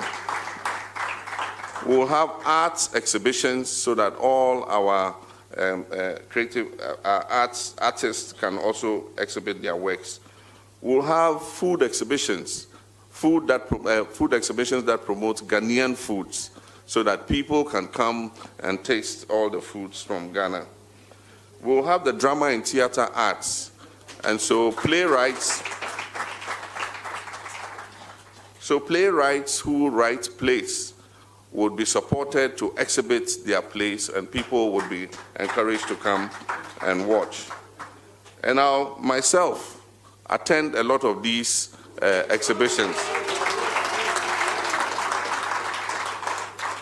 And so if we're having film festivals, music festivals, as much as possible, myself or Nana Jane will be there to raise the quality of the production. And then under the golden age. All right, that's the president. Then he was a flag bearer of the NDC, and he had this engagement with the stakeholders of tourism, culture, and creative arts at the AH Hotel, East Legon, Accra, on 7th June 2024. And he was just outlining things that they would do for the industry if they were voted into power. Now they have power, and we are here to assess the impact they have made so far. 19, 20 months into government or into power. How have they fared? You can send us your comments now. 0551111 our WhatsApp number. You can do so as well on 0551575757. And you can also go on our social media handles and engage with us. In the meantime, we have some of our studio audience. These are industry stakeholders, high-level industry stakeholders seated. And so I'll be moving to them in a moment to engage them. If they have some questions, first round of questions, I will engage them and I come back to the panel. I see Robert. Robert is ready. He has a tall list of concerns. Robert, hi. Very tall. Okay, the microphone is there. Hello, Rob. Hi. How are you? I'm great. Great. Yes. So we are assessing impact now today, and so far so good with all the submissions made. I know you have something to say.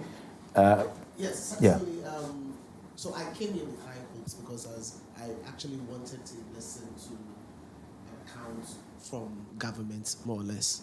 Call it state of the sector at rest if we have to. And the reason is because there are things that have been done, scattered, you could say, and I know some of the things are not in Accra. They are in different parts of the country because obviously Ghana is not just Accra, Kumasi. So you want to be able to get that kind of information from all of these quarters, and then based off that, it will be easier for us to be able to share our feedback because we would really want for them to have input from us. And it's very clear that the president was just mentioning that that's the kind of ministry they want to run in terms of policy making, etc. But it looks like that component is not available. So I will... Okay, let me chip in this. So we've done our background checks and research. We've had some research from the various institutions in government. And so we have a list of things done. I'll run through that in a moment. So you finish with the submission. I'll zap through that and then we continue. Great. So that is my key highlight, and then that would serve as a premise to some of the questions and contributions that I have. Then secondly, I am particularly happy with this particular program because I like the fact that at specific intervals we can get to engage or discuss what the government is doing, because then what it means is that we are very clear on what the goals are and what is being done, and so we can also contribute our quota in terms of giving feedback as to what needs to be done for it to be able to get to the point where it needs to get to. I have quite a number of things, but I'm hoping that maybe when we come to the second one, I can get into those specific areas. Otherwise, kudos to the entire Showbiz Roundtable team for making Thank you very much, Robert Clark. Austin Wood, good afternoon. Good afternoon. Did you come from UK or from Akumadan? Akumadan. Good to have you. Thank you. Yeah. The things we accuse the ministry of, we've done quite similar here. We've talked a lot about tourism, but little about creative arts. So it means it's endemic in us. Austin, we are not done. No, I know, but we can't do first 2 hours and little about 20% less. But do you check a lot of creative arts here? How many tourism people are here? When we are going for such events, we are the ones coming. We the creative arts. But we have spent about 80% of our dialogue on tourism. But I'm doing the same. Francis, I would want to ask this. The jump in the visitors, right? I have a problem with the data collection and how it's done. But the amount spent, shouldn't we be judging it by also 2024? Because it's a comparative analysis. Because of the inflation rate of above 20%, if in 2025 it's dropped, it means people coming will be spending less. Can that account for that? Because that's a huge jump. Inflation was 23. It's dropped, I think, up to about 9 or something in 2025. So it means that if I was expending much when I come to Ghana on a service, now it's not jumping that high. Can that account for that? Also, comparative to the other countries you use, maybe South Africa might have inflationary rate, which is very, very low comparative to ours. So the tourists who go there might not be expending that much on other things. That is why I think we need to do the breakdown of what they are expending on. And I have that data as well. You know, there's too much they are expending on hotel bills and all that. But the challenge also is they are asked if they were happy with it. If you check the data, and majority of them are saying they were okay with the prices hotels are charging. And if they are okay, and say Bruni we should be okay with that. Now, moving to their promises. I don't trust the things they put in the manifesto.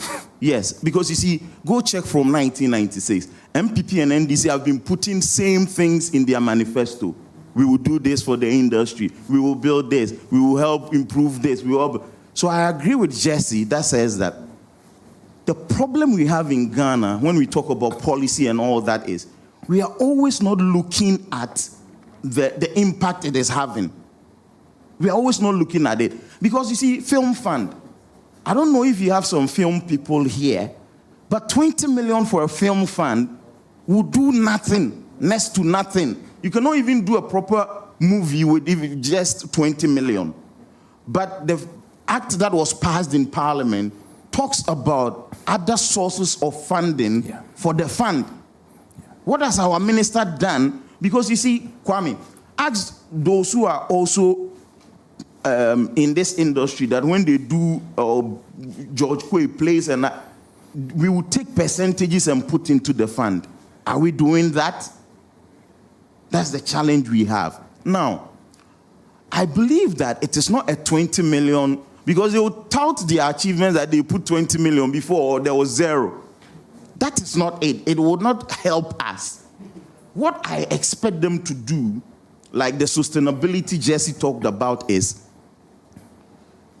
before 2014, from 2006, when Samuel Nyamiche started the renaissance of Ghana movies, if you that was when within a week we could produce like 15 movies. I'm not talking about quality and all that now, but I'm just doing something numbers for you to see. If you expend close to 300,000 on a movie, right? You were raking in close to 5 million Ghana cedi. I know this for a fact. The Kumawood people, they were raking in close to 5 million cedis from movies because they send it to Seshi to Muhamle, Akumadai in cars, selling them. What we expect is, like how Agricultural Development Bank was brought in to help Ghanaian farmers get access to cheap interest rates on loans. So we have the Ghana Exim Bank. Ghana Exim Bank is set up to help in export and import.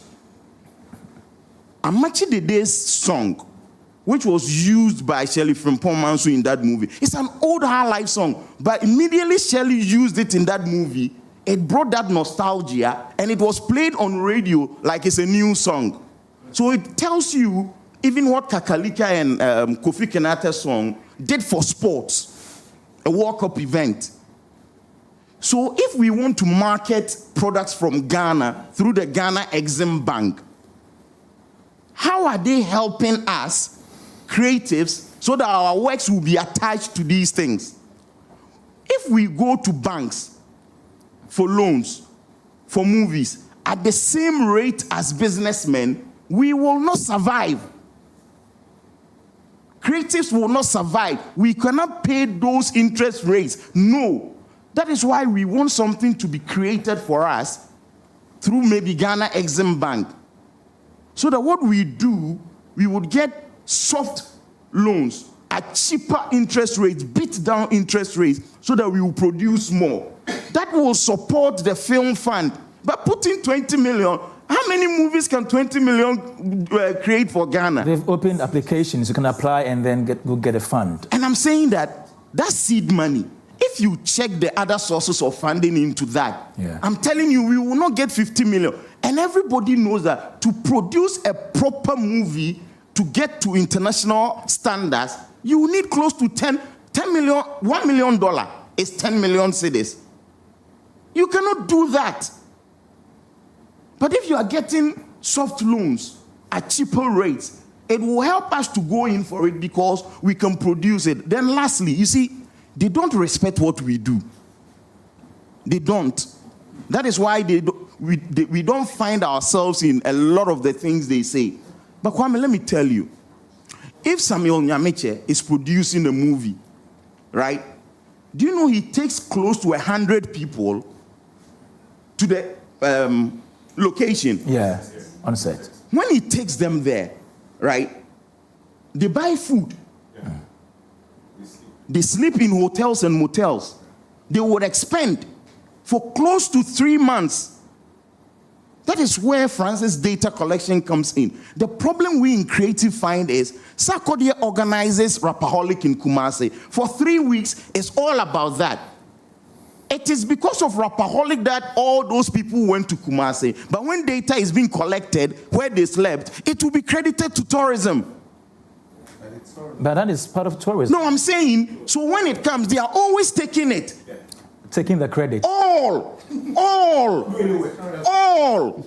But tell me, the people Sarkodie took to Kumasi, not him, but people who went to Kumasi for those 3 weeks, right? We should be disaggregating the data for we creatives to also have our share.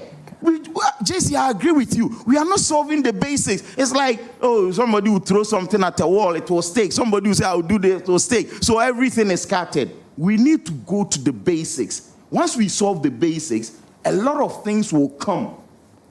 Ending. We give money to NCCE. We give money to a lot of state institutions for their communication, for a lot of things. But I have a problem with our minister. She is from our stock, but she is failed for me. She's failed? Oh, she's failed. Why do you say You see, when the Bank of Ghana and the government of Ghana, they were introducing the new currency, which people, what comes to your mind when we talk about that? There is no change in value. The value is this. You think which people created that? Is it the Bank of Ghana? It's we creatives, including our minister. What has she been able to do for us? Workshops, like Uncle Ken was reading, stakeholder, workshop. They are not solving the basics. Maybe she's doing the foundational work. She's doing the what foundational work has she done? What has she done? Work. When I'm telling you, I'm from Kumasi. The land that they said they should look for to build the second national theater, has she met anybody there? Maybe you don't know. Why wouldn't I know? Because I'm a stakeholder there. Oh. Kwame, you know, when we went to Parliament to talk about the film village, yes, I led it. I wrote the petition to Parliament. I led it. I remember. That time, our minister met all of us. All the 3 areas we visited, Ofenso, Kunsu, all. We were part of the team, the minister's team, who visited the area. How can you come to Kumasi to build a film? They are not doing it. If they were doing it, they would have come to us. We would know that they are looking for the land. They are not doing it. What they are doing is throwing things at the wall, the one that will stick, then they will come and highlight it. When they will say, well, we did that, we have gone to cook, we have gone to do this, all of that, it is not to help the industry. Let us go to the basics and build from basics. When we build from there, all the industry will enjoy from it, not what they are doing. They have failed. All right. Thank you, Austin, the controversial Wood. We'll come back to you, okay? And Numunsu Kakra. Put your hands together for Austin Wood. Who has the microphone now? Kojo Preko, is there Echo? Is there Lexi? Is there Percy? FOCAP President, Kojo Preko Dankwa. Yeah. Good afternoon. Afternoon, how you doing? I'm fine. How is FOCAP? Oh, FOCAP is doing well. Are you very strong? Yeah, we're active. Very active? Very active. To the extent that we're the people who decided in our first year, is it okay? Yeah. Oh, I should wake up. Okay, sorry. Okay, could you, yes. Because of where I am. So okay, we can see you. You heard Uncle Ken talking about people, some people giving 0 to the government. I mean, FOCAP in our first year review, we gave the government 0. And we still insist that it is 0. When was that? Oh, we did it the first year, 2025, yes. Okay. When they were out there saying things that the government has done, we decided to also hold our own press conference to look at all the things that they said they wanted to do. So we scored the NDC government 0. And 6 months down the lane, it is still 0. Hey. Yes, it's still 0. But I want to touch on some few issues that were raised. Okay, so... No, but Kojo, before you go on to touch on some few issues, you need to explain why 0. Okay, so it's 0 because, one, we were not looking at the normal procedural ministry work when you get there to do. I mean, we know there are meetings. We know there are travels to do conferences. We know you need to do 1 or 2 visits to certain places. I mean, sign papers and all that. We're looking at why you are in government, why we voted for you. We voted for you based on something you told us that we're convinced. So we stood in the sun and used our thumbprint to say, yes, we want you to be there. You are in. You have not even set up any foundation for some of these things that you said. Like Uncle Ken said, some of them are easy. I still believe that the manifesto that they brought is far better than the MPP because these ones are low-hanging fruits that it is easy for you to do. One of them that we've not even touched on to say that you want to gather content creators to promote, have an agenda to promote Ghanaian culture. The foundation is set already for you. You have content creators all over. You think they are not using them? If we were using them, you could have felt it. I've been seeing the minister with that guy. The other guy, the one who went to Zambia, if anything. What's his name? Goshes. You don't even have the name offhand. But I'm saying that there's a deliberate attempt to see you promote Ghana. That is the impact we're looking for. Have we seen it? Have we seen you do anything beyond that? No, it is zero. You understand? I mean, ordinary things like cutting, rates for event centers. What would take you 10 years, 1 year, 9 months to do that? No, it is not. You understand? So for me, it is something that we really want to do. For the first time, we have a board for the Creative Art Agency. Yes, it's a normal procedure that was a defect, in the previous government. So but that was something you spoke about. Exactly, it was a defect that we saw, and we they fixed it because in the act is supposed to be done. So the act is even there already. And you are not scoring them for that? No, it is there. The act which was done was not done even when they were in power. It is there. It is stating that you need to have a board. Okay, so coming into, put it into action, you have not done anything that... There's some work done. No, there's no work done there. Again, we're talking about the Creative Art Fund. Yeah. Okay, so 20 million or 40 million will be given. Jesse was talking about the impact that we need to look at. Yeah. And then, sustainability. Let me deal with the sustainability. The act in itself has given how you need to sustain it. So there's no excuse for anybody who goes there as a CEO or deputy to say that you do not know how to do it. From day one, 8 years ago, we had this Art 935 there established, telling you how to sustain a fund. None of these people, from Juliet to David Donto, now to Kafui and all that, have come out to implement anything. I asked the same question when I met the Apiaro to say that, okay, you have taken 20 million. You have taken 5 million now. You started sharing it. What are you doing apart from sharing the 5 million? Because it's a long-term thing. Now, if you give me even 20,000, you're expecting me to pay back. You're expecting within even the fund to say that there are grants. So it might shock us that maybe 80% or 90% of the money that they will give are grants that will not come back again. So how are you going to sustain it? Listen, you have enterprises under the film authority. The enterprises I'm talking about, all of us know, the actors, the directors, all those people are enterprises under the film authority. You don't even have data of these people.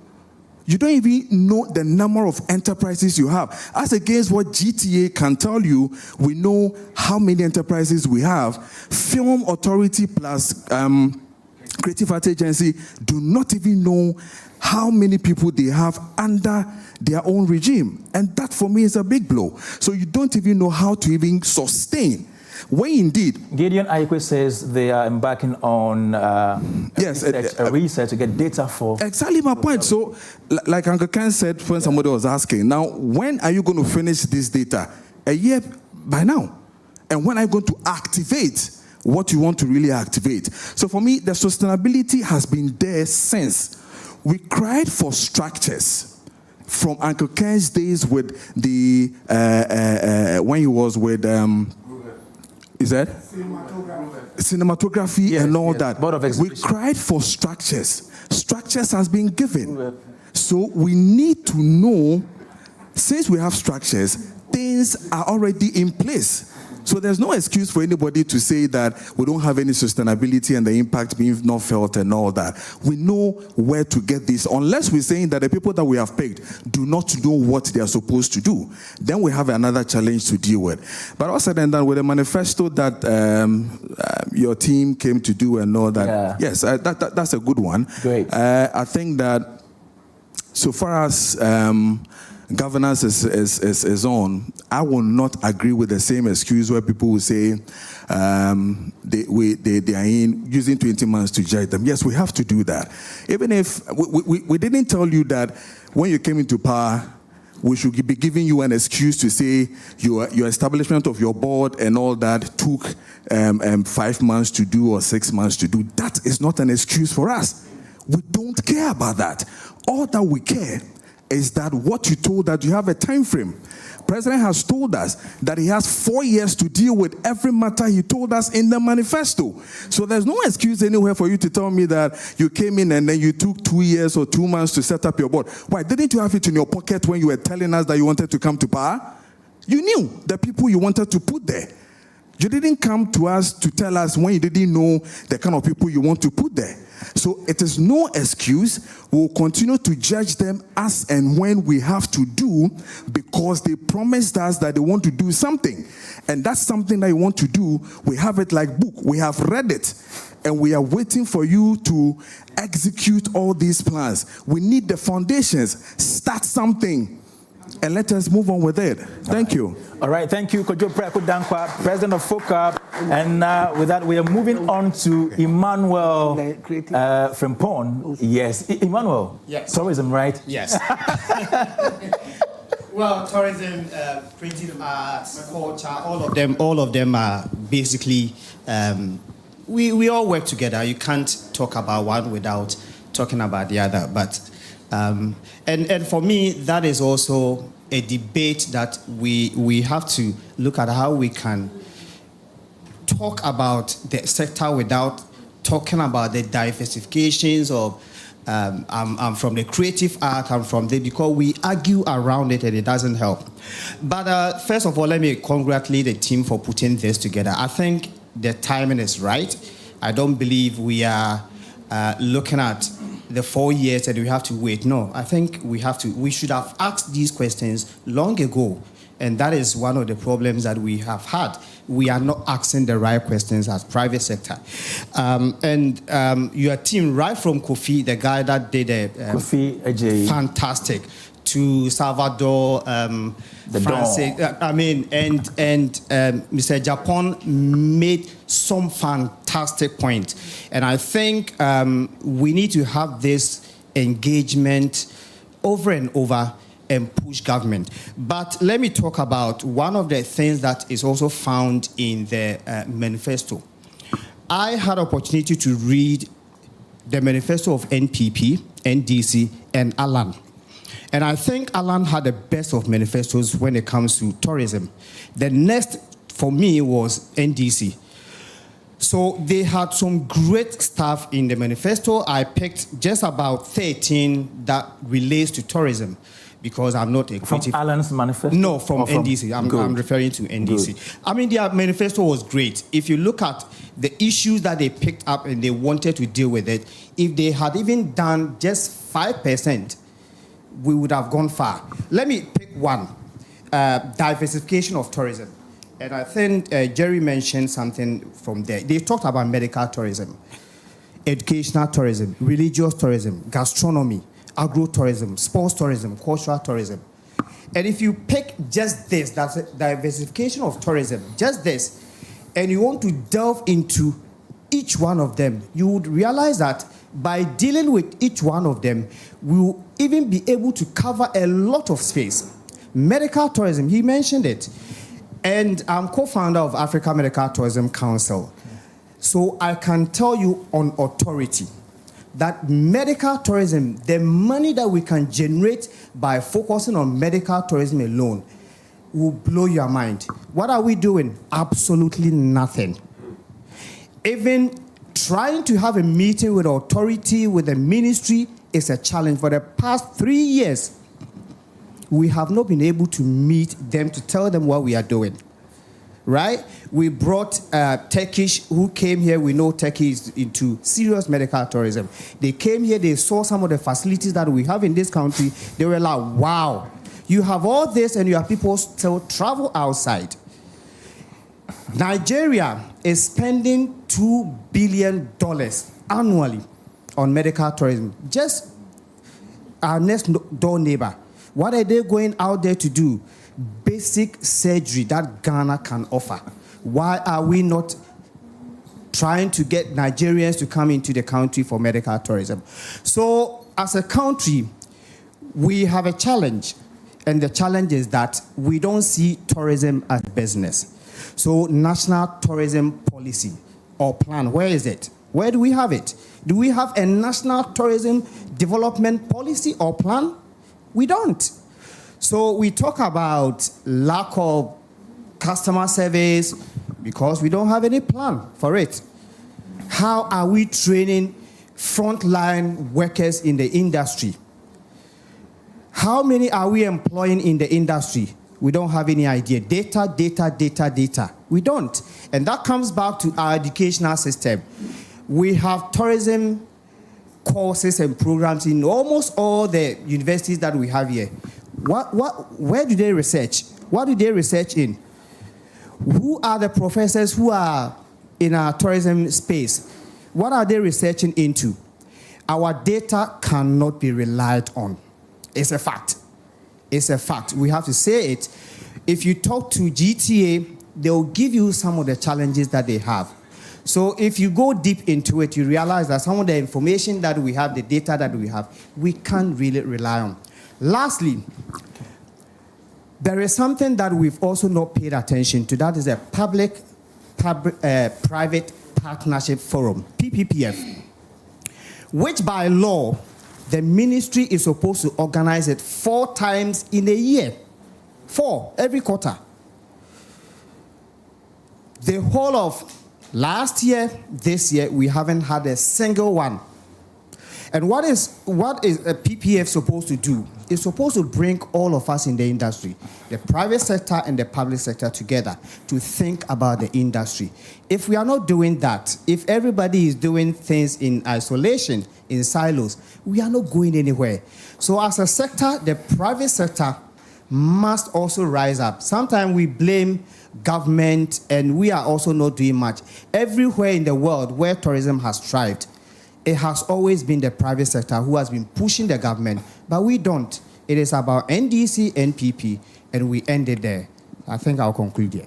Thank you, Emmanuel Frimpong. We will come back to the audience and take another round of comments. Lexi, I see you. I see Percy, Echo is there, Jacinta, Kojo PJ. I'll come back to you. But let me run through these so that I come to the panel, then I come back to you again. So, according to our research, we did some research from the various institutions in government, and they tell us the Ghana Tourism Marketplace and Ghana Tourism Investment Platform were launched, and they have been launched by the GTDC, the Ghana Tourism Development Company.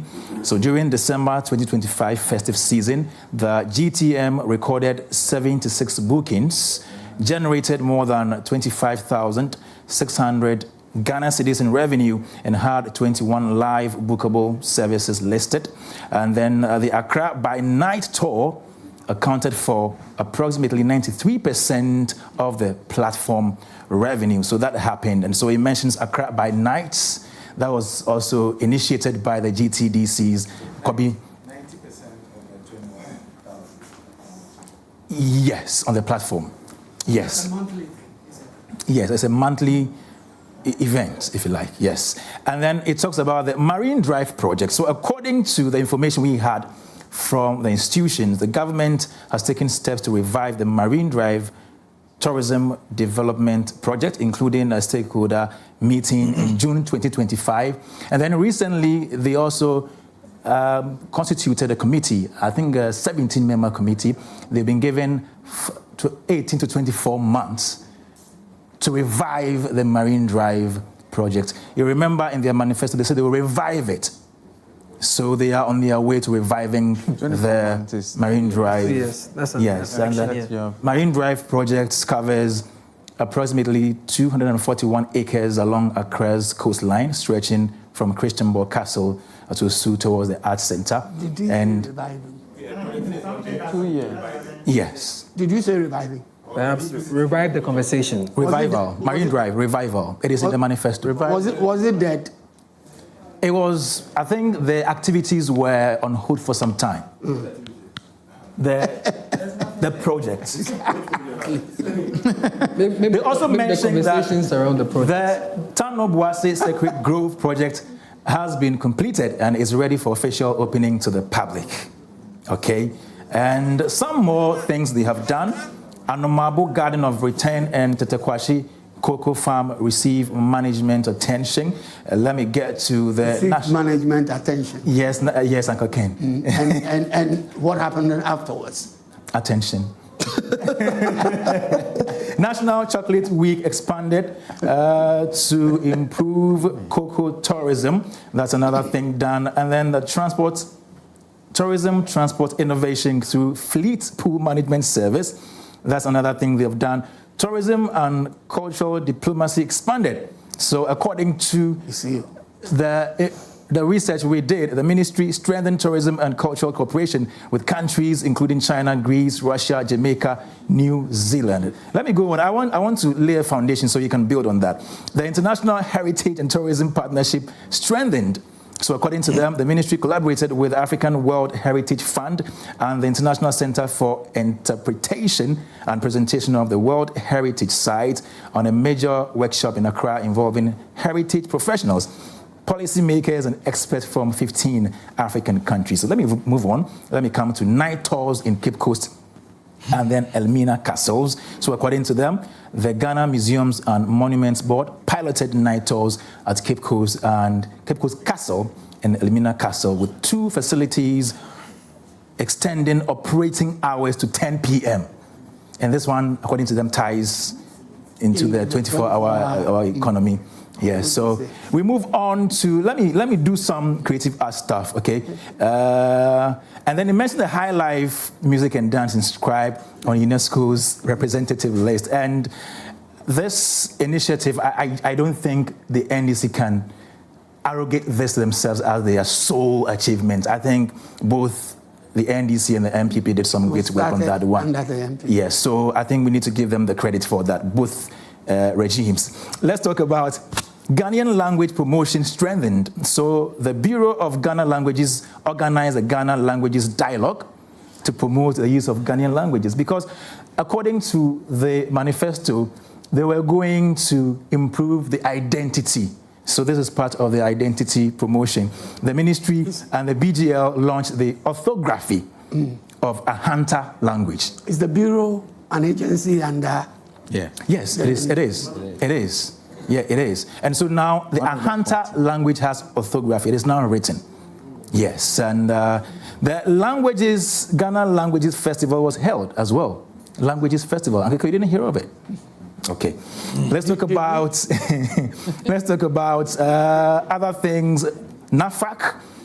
Okay, so according to our source from the GTA, from CAA, from the Commission on Culture, the Black Star experience and activities implemented through the National Commission on Culture and its regional centers have expanded cultural programming across the country. I'm doing this, Robert, I hope you are, so that I'll come back to you and then you build on that. And then we move to, Uncle Ken, let's talk about the Kwame Nkrumah Memorial Park upgrade. So the park underwent institutional and physical improvements, including the establishment of a governing board, a redesigned website with a virtual tour, improved signage, the one that brought the whole Obake controversy, Wi-Fi, 25 marble benches, lighting, rewiring, restoration of the musical fountain, landscaping, repainting, and... Sorry, what are you reading? Improvement. Achievements. Okay. So, please, the audience... Yes. These are achievements. Right? Yes. Achievements. No, Robert asked. So I want people to know that we did some research. My advice. Okay. You see, every state agency does some work. Good. And I think it may even be unfair to the government to elevate departmental activities, like a signage, to a major. And I don't think it's even fair. What am I saying? So just for the sake of the conversation, fixing of lights. Sir.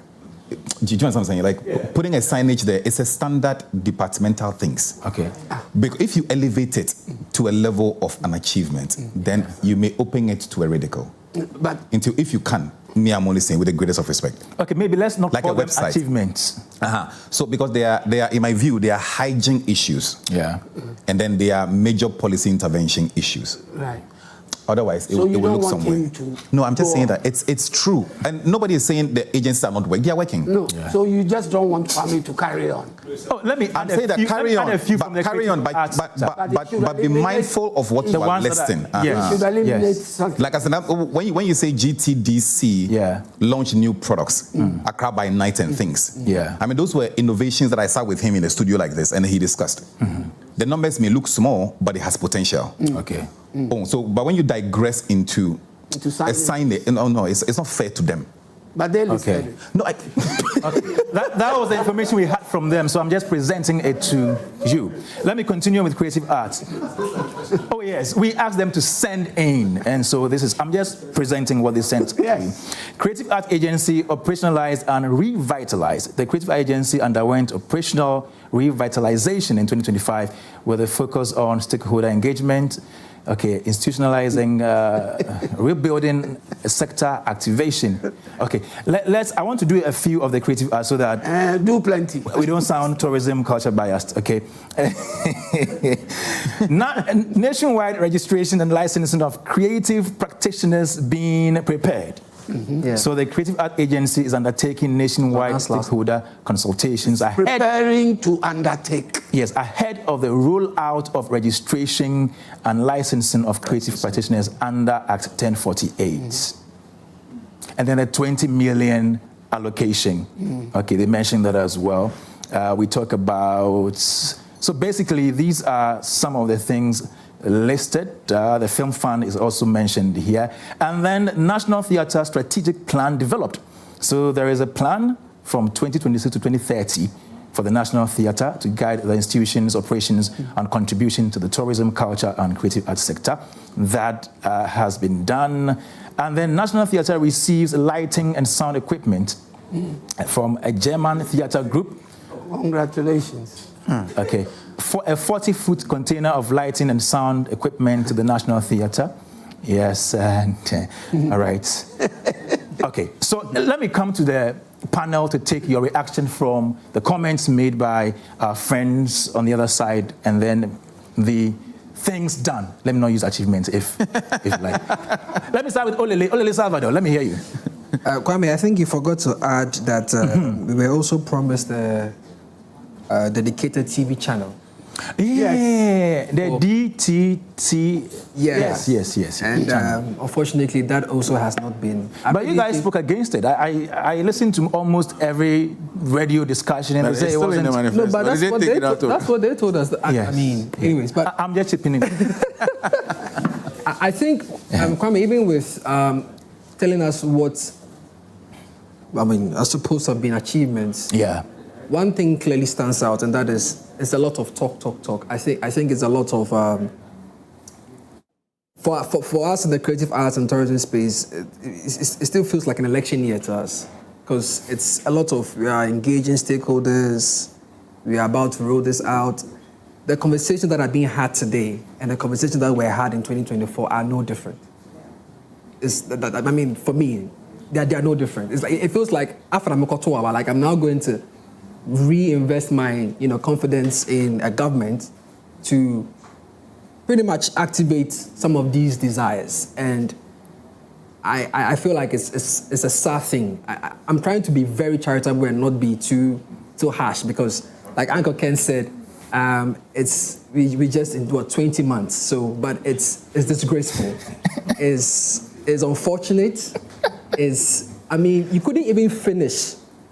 And when you go to the creative arts, you couldn't even list more than 3. I can list more. Kwame, there are going to be responsibilities by the offices or by the institutions, and not because they had any impact whatsoever. Because why are you telling me that you bought neon lights in your office? It's like when we had a challenge with the air conditioning at the National Theatre. Why should I even know about a challenge around air conditioners? There is a new generator set to the generator. Like why? Like you see, that's what Jesse was saying. Like why? And it's sad that when we talk about other industries and other countries, and when they talk about what the creative arts is doing for their countries, and we come and talk about generators, air conditions, lights, and so on and so forth. It's pathetic. Yes. You know. You see, when I mentioned January time, because it was a complaint that was given by some of the theatre practitioners, like Fifi Kuman, and they were complaining.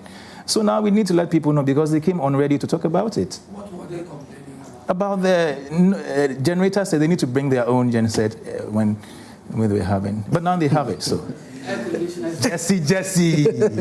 You know, I mean, we can go on and on, and I'm sure, you know, my senior colleagues will take him from there. But another thing that I also noticed was the implementation time between what has been desired to be done and when it actually takes off also leaves a lot to be desired. Because, for example, registration of creatives. This was announced by the director, I think, last month, if I'm not mistaken.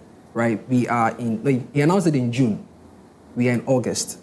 No updates, no plan. Like, I don't know what's happening. You understand what I'm saying? And it's unfortunate to hear such things around the creative arts, because we are arguably communicators. All the stakeholders in the creative arts industry are communicators.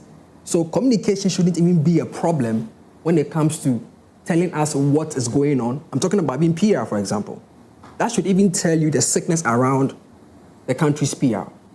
And the country's PR only shoots up when we have a foreigner or a celebrity of certain statuses coming into the country. And it's like petrol fire. It sparks, and that's it. It dies. I am still waiting on how the country took advantage of iShowSpeed's activation or tour to the country. I haven't seen any plan. I haven't seen any conversation whatsoever, or I have not seen any form of implementation surrounding that.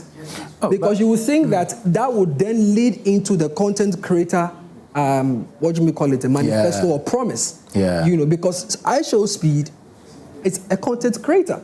And I have said that if iShowSpeed has started his journey in Ghana, it probably wouldn't have been the iShowSpeed we celebrated or invited into this country. But I think there was a ripple effect from that. And that was Kriya Kujenjeng. And then even after that, Hamamat was appointed. That is what Shea Butter. That is what Jesse is talking about. After that, what happened? Shea Butter ambassador, and that was. What is the numbers telling us about the export rate or the export percentage in Shea Butter? Okay. We don't know that. We just know that somebody has been appointed or a creative, and that's the thing we like to do. When we see someone do well, we give them a position, and it kills the whole process because we don't have a pipeline, we don't have a structure, we don't have a framework that is supposed to be running on auto mode. Okay. It's just pick, fix, and then we move on to the next one. It's frustrating because every election year, like Austin said, every election year, it is the creatives that are activated. Not even the is it NCCE? Which one? Sorry, is it NCCE? Commission on Culture? Civic Education. NCCE, yeah. Yes, not even them are activated at the threshold that creatives are activated, either for communicating policies or even communicating campaign promises. But yet, we are almost ignored or neglected when it comes to the barest minimum. And that should be a shameful look in the mirror when government takes a look at it. Thank you, Olele Salvador. Let's get to Francis Doku.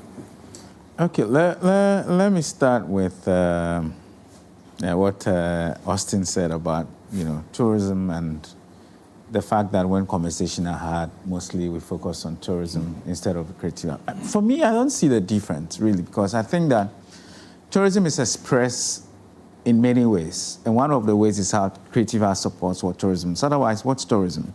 When people come into your country, what do they eat? What music do they consume? What film do they watch? What comedy shows do they attend? I think for me, those are the expressions. So creative arts, as you mentioned, is like the building blocks on which tourism is built, because there will not be tourism without that. So if a conversation is hard, I don't believe that we need to say that, in a conversation you spoke about, what is tourism really? Because I think that it's just expressive in a way that those are the ones that support what tourism becomes. But I also understand, because in some countries, they only have tourism minister, whose responsibility is to also look at the things that you call culture, creative arts, and all that. But I understand, in our market, we are very expressive. So where Hennessy would do a very nice commercial and not be, when Cargo is going to do it, we'll see how, Numcargo and all that.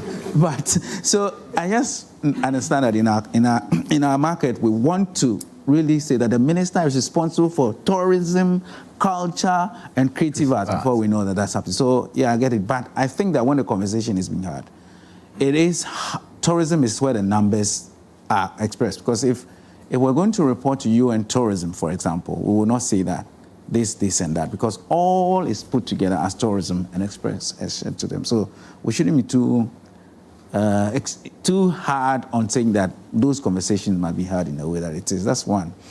Secondly, I think I also agree with Kojo when he mentions that we don't necessarily have, and that's disagreeing with Uncle Ken's friend who sent in the message that it is unfair to be discussing or trying to measure the government only on the number of months that it is. I think at every point of the continuum, if you like, of the years that you are, we need to be looking back and seeing what you do and what you don't do. And as Kojo mentioned, you knew how government is run. You need to first set up your appoint people and then let them begin to work before you can say. But you know all that, but you still say that we'll do this and do that.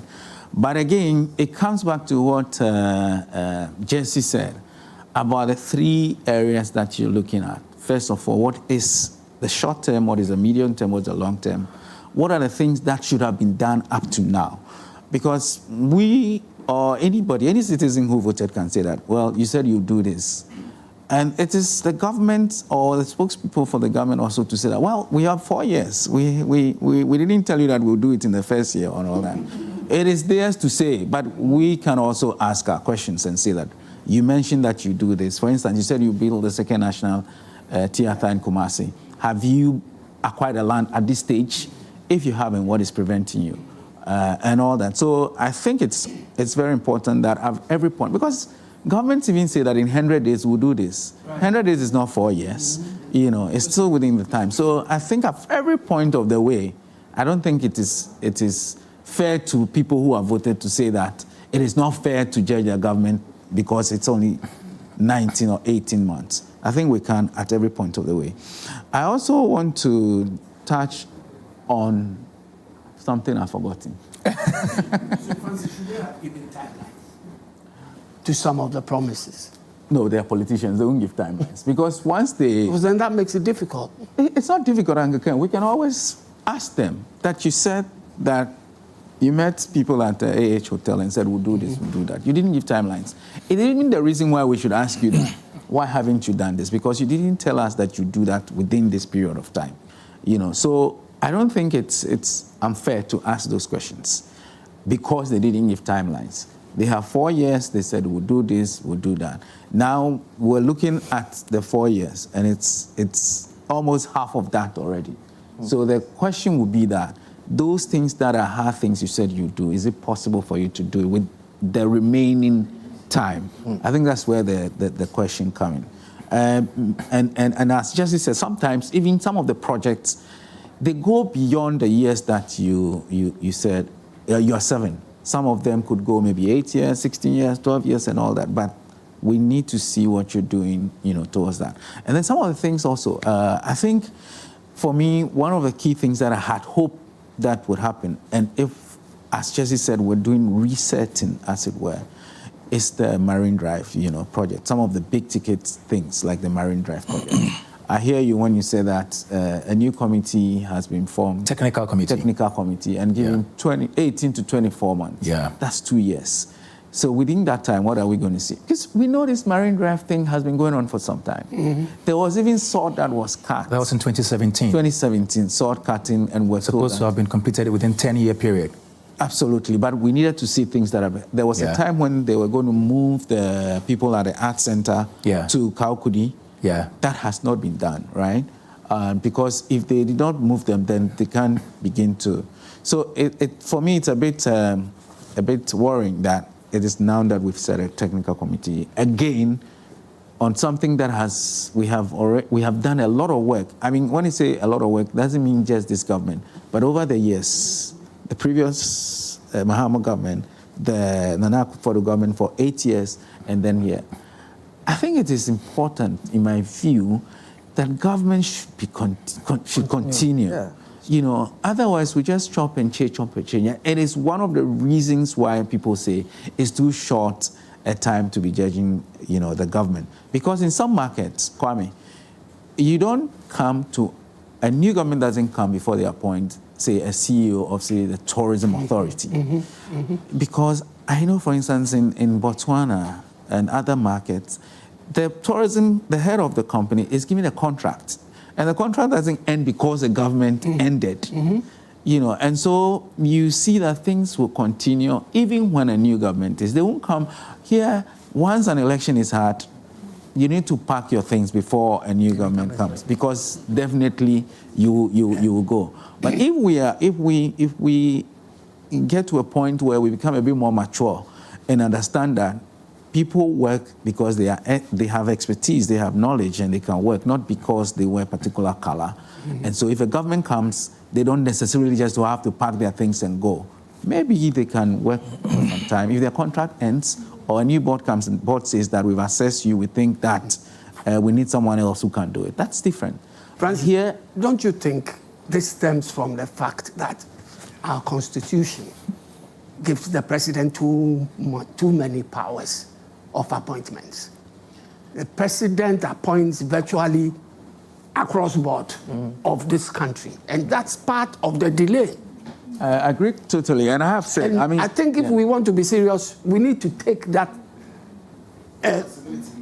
responsibility away from the president. But none of the presidents will allow the responsibility to be taken away from them. Yeah, I agree perfectly. I think I've even said it. I've said it a few times that I find it a bit, what's the word, street word to use, some way, you know, that a president would appoint a minister, the president would appoint the board sometimes. No, not even the deputy. The deputy, they are only there to...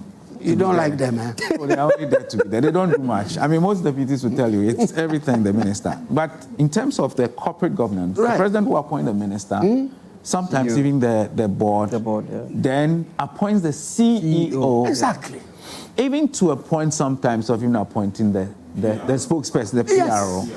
I honestly think it's a very bizarre, but it's quintessential Ghanaian, you know, and that sometimes is what stalls progress of, you know, things that happen in an organization. So a GTA will say that, well, we are new. We don't even know. The report that a GTA presented last year, it was really the report of Akufo-Addo's, you know, administration. Yes. It was for 2024. It was for 2024, but it was presented by my first administration. Yeah. But there are people who work there, who have been working there, and who are, you know, continuous like the gentleman we had on the show recently, Mr. What's his name? Ananisia has been there for 30-something years, you know, and they are always there. But because the main person, or 2 or 3 or 4 or 5 or 10, depending on how many people are appointed, it cancels everything that over 100 and something people have been doing. Right. So I think that we need to mature to that stage. And Kwame, just a last point also. Okay. I think, again, I said this before, that the mindset of government determines who sits, in my view, in cabinet. As things are and have been over the past 20 months, the Minister of Tourism, Culture and Creative Arts doesn't sit in cabinet. And for me, and I'll use something that Percy would probably understand. That's like having an ESCO with your marketing director sitting outside. You know, that's, for me, tells your orientation as a company or as a destination. All right. Thank you, Francis Doku.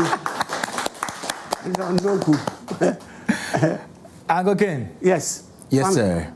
One statistic today has dampened my spirits entirely about this industry. And that was a statistic, not Olele, Akwesi Agyepong, was it Akwesi who Kofi Addo. Oh, yes. Kofi Addo. Kofi Addo telling me today that this ministry is not worth 1% of government expenditure. Government expenditure.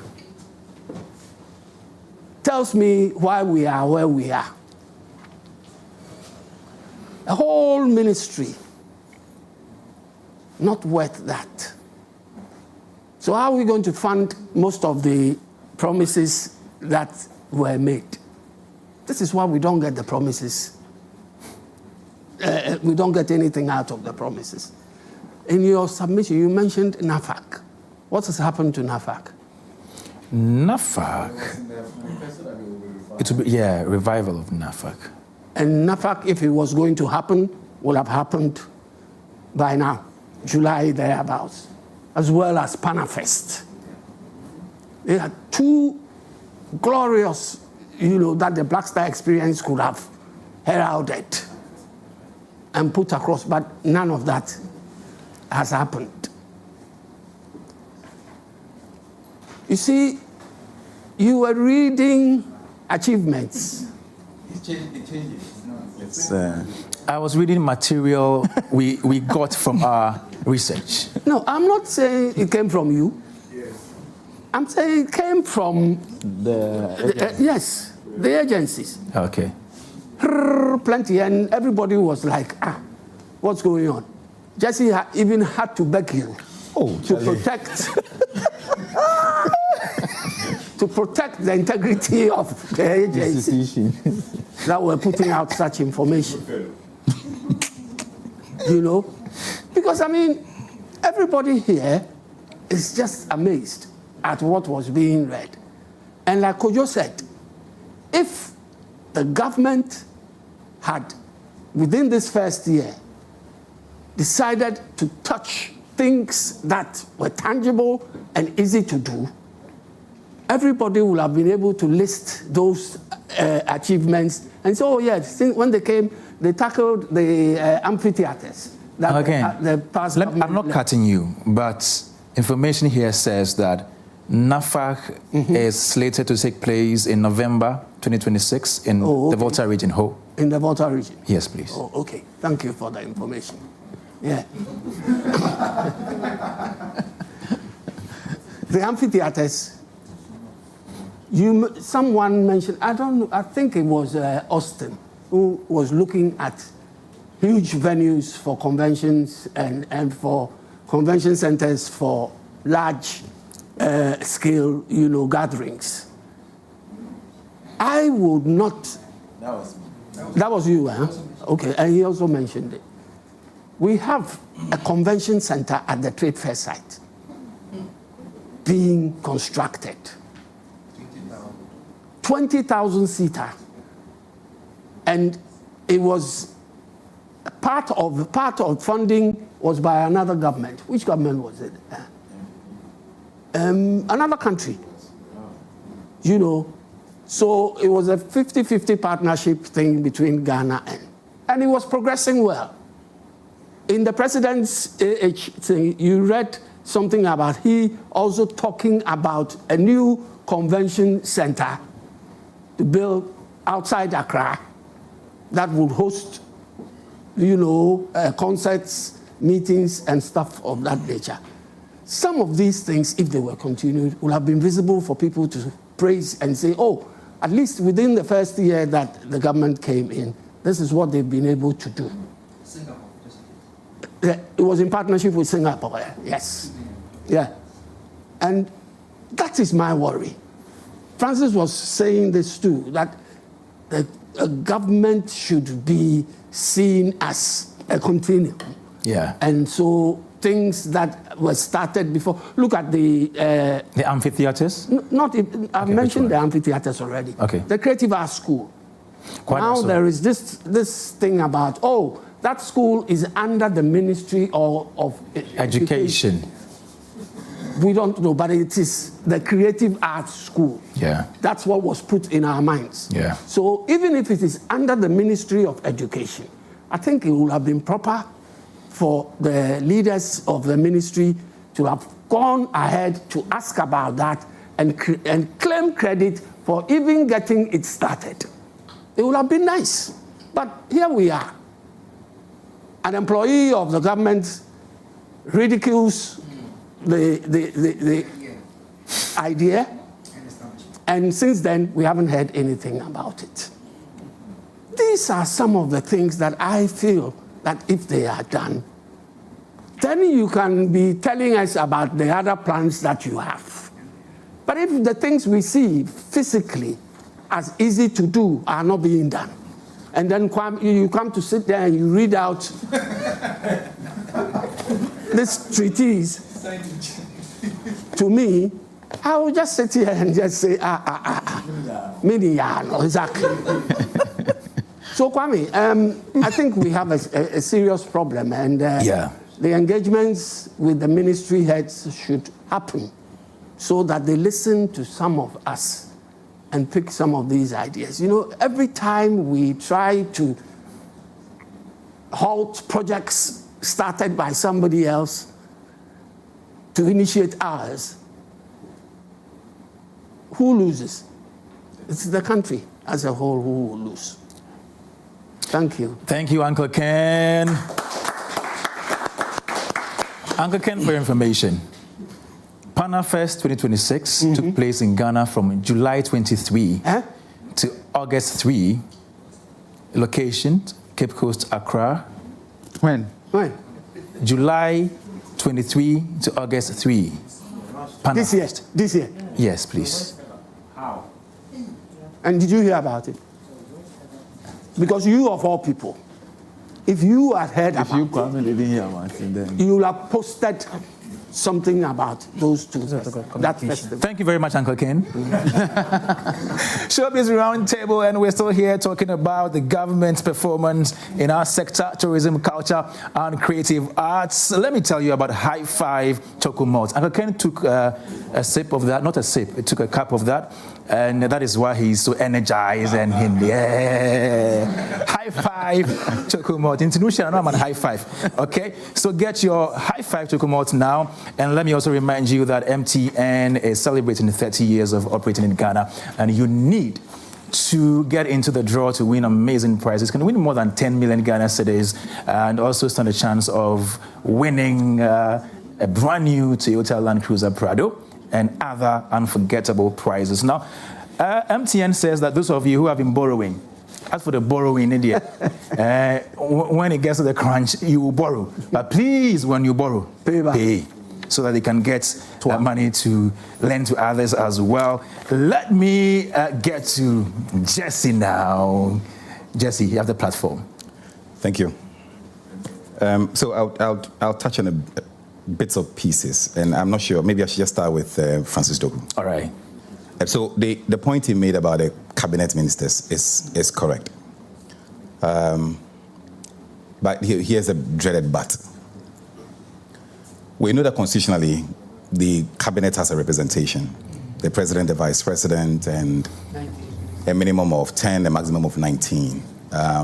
However, other ministers of state and other non-cabinet ministers can make an appearance to, or are required to make an appearance to present a memorandum for consideration. So I understand the point he's making in terms of the presence of the minister in cabinet, except to say that when the ministers who are not cabinet ministers have a policy paper or they have a product or for consideration, they ought to appear. I mean, I have seen state agencies, imagine like a GRA or anybody else, they don't have cabinet representation, but if the matter in issue requires that, you need to put a policy paper together that goes all the way up to the cabinet level. So I do understand the fact that a person may not be a cabinet minister, but it doesn't stop you from making representations for the consideration of cabinet. So that's the first one. No, but yes, sir. I mean, over the last 8 years, yes, it has always been. There were 4 tourism ministers who were appointed. Yes. All of them sat in cabinet. I'm not disputing that. just the next. You're wondering why? Yes. No, I'm with you. It means I'm just saying that it tells me about your priorities. Your priorities. Okay, no, I get it. I mean, it took me back to the president's, the cabinet, the list, and I was looking at it to see. I want to try and understand his focus in coming into government, and I don't think it's about whether or not the sector doesn't demand attention, because if the sector didn't demand attention, they would not have a head. Yeah. So the sector has a head. The sector exists. But except that I'm very sure that if the Constitution permits it, because when I went through the 19 now, I'm not even sure who I may take out as an example. But again, I'm just adding this point. The Kwame. Yeah. I've always said that to understand where the NDC is. Yeah. And to understand the mindset of His Excellency the President, there's no better interview that would give you a view and a perspective of His Excellency John Dramani Mahama than his interview with Akufo-Addo. I'm putting together a paper on it, on some of the things he said in that interview. Okay. And how I feel I'm seeing reflections in how he's governing. And that interview was post-2016, and he was reflecting and talking about some of the things that didn't go well for the government, amongst others. He spoke about the structure of the NDC and some of the things the NDC had to go through to reform itself. If you have the time, watch the interview and pay attention to everything he said. In my view, there's a lot of manifesting now that you can tell when you listen to him carefully. Watch that interview.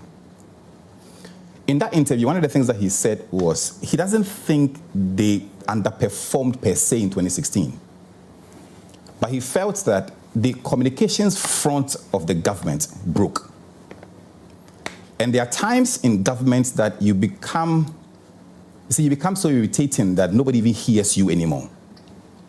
Fast forward, he comes back to government. And we discussed this. We said, the people that he appointed this time round are people who are both technically good and communication-wise good. Yeah. Pick the list. Yeah. See, watch the list very carefully. And I think, in my view, he tried to cure the lack of information by picking, say, Ajinapo. Technically brilliant, communicates very well. Sam George, yeah, technically good, communicates well, maybe too much, but he communicates well. But he's with baggage. No, I'm not doing assessments now.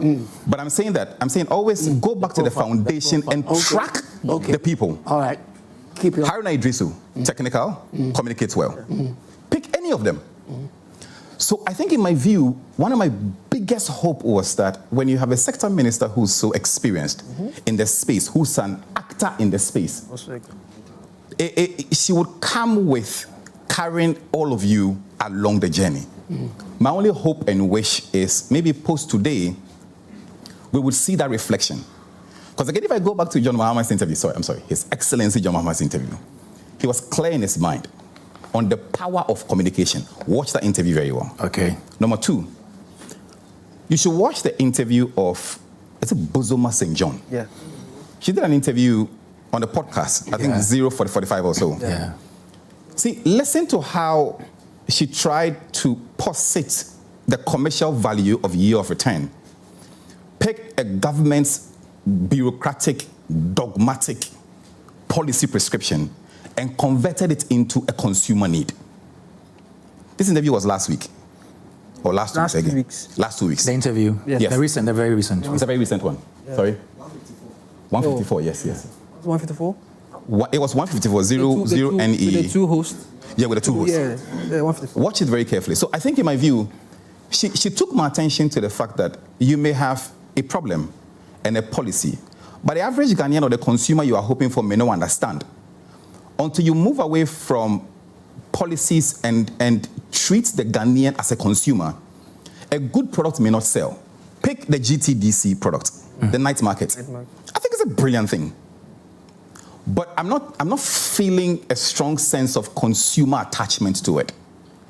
Like when we followed Rwanda and visited Rwanda and things like it, even me, I was like, why would you do this?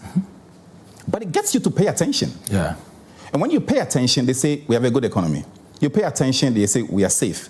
You pay attention, they say we have the cleanest city in Africa. Yeah. You get what I mean? So just by being on an Arsenal jersey, Arsenal, right? Yeah. You Google it, and you find out, good, you find out more. So I think in my view, governments need to move into a point of consumer innovation. Don't just think policy. Think of why does this make sense to the average Ghanaian? And so a lot of the policies you are going through now, in my view, if it was packaged properly, many of those in this room now would be able to follow properly and say, I am the consumer. You said you are doing A, B, C, D, but I haven't seen the products to buy. Because if you haven't seen the products to buy, it doesn't matter whether you've done it. Okay. If MTN has created a product, or MTN Home has created a new fixed product, and they announce that they have done it, and I don't have it to buy it, and there's demand for it, I cannot fulfill the demand. It's the first failure of a commercial process. Absolutely. 3, I think I raised cultural fund, and I think I also mentioned sustainability. Yeah. And my good friend here said, yeah, he's sure about the fact that you don't have an excuse. So let's go to the act and find out what it says about sustainability. Okay. Okay. And I'm going to read it slowly, as usual. And this is the source of the fund. Which fund? Is it the film one or the creative? The cultural fund. The creative fund also, yes. So 1, monies approved by Parliament. Mm-hmm. Mm-hmm. And that money approved by Parliament is monies that will be sent by the finance minister to Parliament as a whole, composite. Yes. And you get a share of it. How much are you getting now? That's the 20 million. Yeah, fair. Good. That 20 million as a fraction of your budget itself is like 0.00000. Mm-hmm. Good. Next, grants and loans. Mm-hmm. To be secured by who? That's you. Mm-hmm. You must find it. Mm-hmm. Good. The entity. Next, which is the most important, 1% levy on revenue realized from the sale of products from the creative arts industry. Mm-hmm. Now stop there. Which products? It's a chicken and egg. You want the money to grow the creative arts space, yet we'll give you 1% of the creative arts space revenue. The same creative arts you're saying your revenue is small, so how would you grow? So if you're waiting for 1% of $1 million, what would you do with it? So I'm saying that I get what you're saying. The inflows it is there. But if you hold this constant for the next 52,000 billion years, I'll be richer than your fund. Because your industry will not grow at a scale for you to actually derive a 1% out of it. Today, you can't even quantify your own industry. But even then, what products are we talking about? Precisely. So I'm just saying, today, you can't even quantify your own industry. So on paper, you're right, it's there. But if they make Kwame CEO, and they make you co-CEO, and we give you all the attention and 50 years in the office, what would you do? Next, we say periodic contributions determined by the board and paid into the fund by practitioners. Before we started, my colleague here, Olele. Olele Salvador. Said, is it possible to privatize? I'm sorry, I'm also choking you. Yes, okay. He said, is it possible to privatize the creative arts? Yes, just like we have the GFA. And I'm saying his intention is not to privatize it per se. He's looking for efficiency. Yeah. And I'm saying the private sector may not necessarily deliver efficiency because the private sector also has a lot of inefficiencies. But if the desire is to see efficiency, then maybe you need an agency or a partnership with Clark Limited and Don Limited and charge them to raise funds for you at a percentage or at a fee. That's an example. Because if you put the two of them together, they can create products that would work for you. That's right. The creative arts space should not be saddled, like, in my view, like any other ministry like health or education. Yeah. It should be fluid. It should be fast. It should have more innovation. You have the youngest beneficiaries of any sector. So why should you be so locked up in a policy box? Final point for me. And sector apart from education. Sorry, except apart from what? Education. my last point. Okay. So let's say I'm willing to put 10,000 cedis on the table. Let's take 10,000 cedis from every speaker here. Well, behave. Let's raise. Not now, though. Oh, no, not now. I mean, let's raise. 2 years later. Let's raise 100,000 Ghana cedis. Right. Okay. Let's put together 2 or 3 people to attempt to use all the tools available in this world to quantify the value of your industry. 3 years ago, we spoke about this matter, same on Joy. We said, why can't we simply at least have a very good scientific value of your industry? We don't have that. Yeah, maybe we might have some estimates. Francis is speaking about some nice South African numbers and things like that. But I'm just saying, if we put together 100,000 cities, can we find some young boys to begin to crack this? Can we go to the Statistical Services Department to firm it up? But Joy, you should take this upon yourself and work with the industry, whether musicians, whether comedians, or whatever be the case, and start a conversation. Let's not come here next year and repeat the same thing that we don't even know the size of the pie of your industry. That's the problem. I won't belabor the point. The rest of the things, I don't want to talk about it. Because I was going to enter the space of the full list that he had given to us. But I won't do that. And with that, I thank you very much. Thank you, Jesse, Agyepong. And for those of you listening and sending your comments, thank you so much. You can do yours now. Send your comments now, 055-1111-997. We have some comments coming through. I would read a few, and then I'll come to the audience here in the studio as well. No show in Ashanti region. A theater was promised. We're yet to see the allocated land for the project and drawings. We have told our Honorable Minister that we prefer the completion of the ongoing Creative Arts School in Kwadaso and the amphitheater in the Arts Cultural Center to starting any new projects, but no show as I send this message. James Abuaje is the former president of FIPAD. Policies don't have timelines, thereby making it difficult to track its implementation. The Ministry of Tourism, Culture and Creative Arts and their leader, Honorable Ablan Jifar Gomashi, should focus more on grounds work than seminars, speeches and conferences. The Creative Arts Broadcast Bill needs to be fast-tracked. Which one is that? And pushed by the ministry to be signed by the president to be made into law, giving us the power so that television laws work to prosecute those who break laws by showing creatives content for free. I mean, the person meant the broadcasting.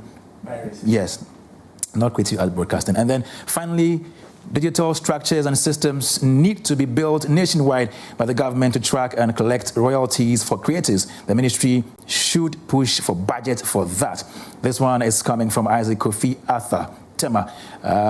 He is a creative arts advocate. Another comment here says, good evening to you all, my favorite panel, Jesse. I commend Joy FM for consistently creating platforms for serious conversations about the creative sector. For me, the real question is whether the people at the grassroots are feeling the impact of government policies.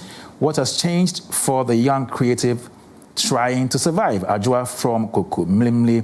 Let me read a few here. Good evening to all of you. Kudos to the panel. They are great. We have heard several promises about making the creative economy a major contributor to the Ghana's development. After 20 months, I think government should be able to show us measurable results. We need figures, projects, and outcomes, not just announcements. Nanaya from La Paz. Big up to Joy FM for the Showbiz Roundtable. I believe the creative sector deserves this kind of accountability. Artists and creatives shouldn't only be remembered during election campaigns. There must be deliberate policies to support them throughout the year. Richard from Dansuman. I am happy the conversation is happening because the creative industry employs many young people. If government gets this sector right, it can reduce unemployment and create opportunities. 20 months gives us enough time to ask difficult questions. Has government created new opportunities? Has funding improved? Has tourism increased? Have creatives seen better working conditions? These are the questions that should guide the assessment. Dugbeda sent in that one. There are more comments here. I'll read some after taking a few comments from the audience. Lexi has the microphone. Let me talk to Lexi. Hello, Lexi. Yeah. Okay. Okay. Kojo Preko stool, so maybe I have to stand on the chair. Good evening, and hello to your panel. I want to touch on my industry, that's the stand-up comedy industry. I can't speak for any other industry. Yeah. My industry.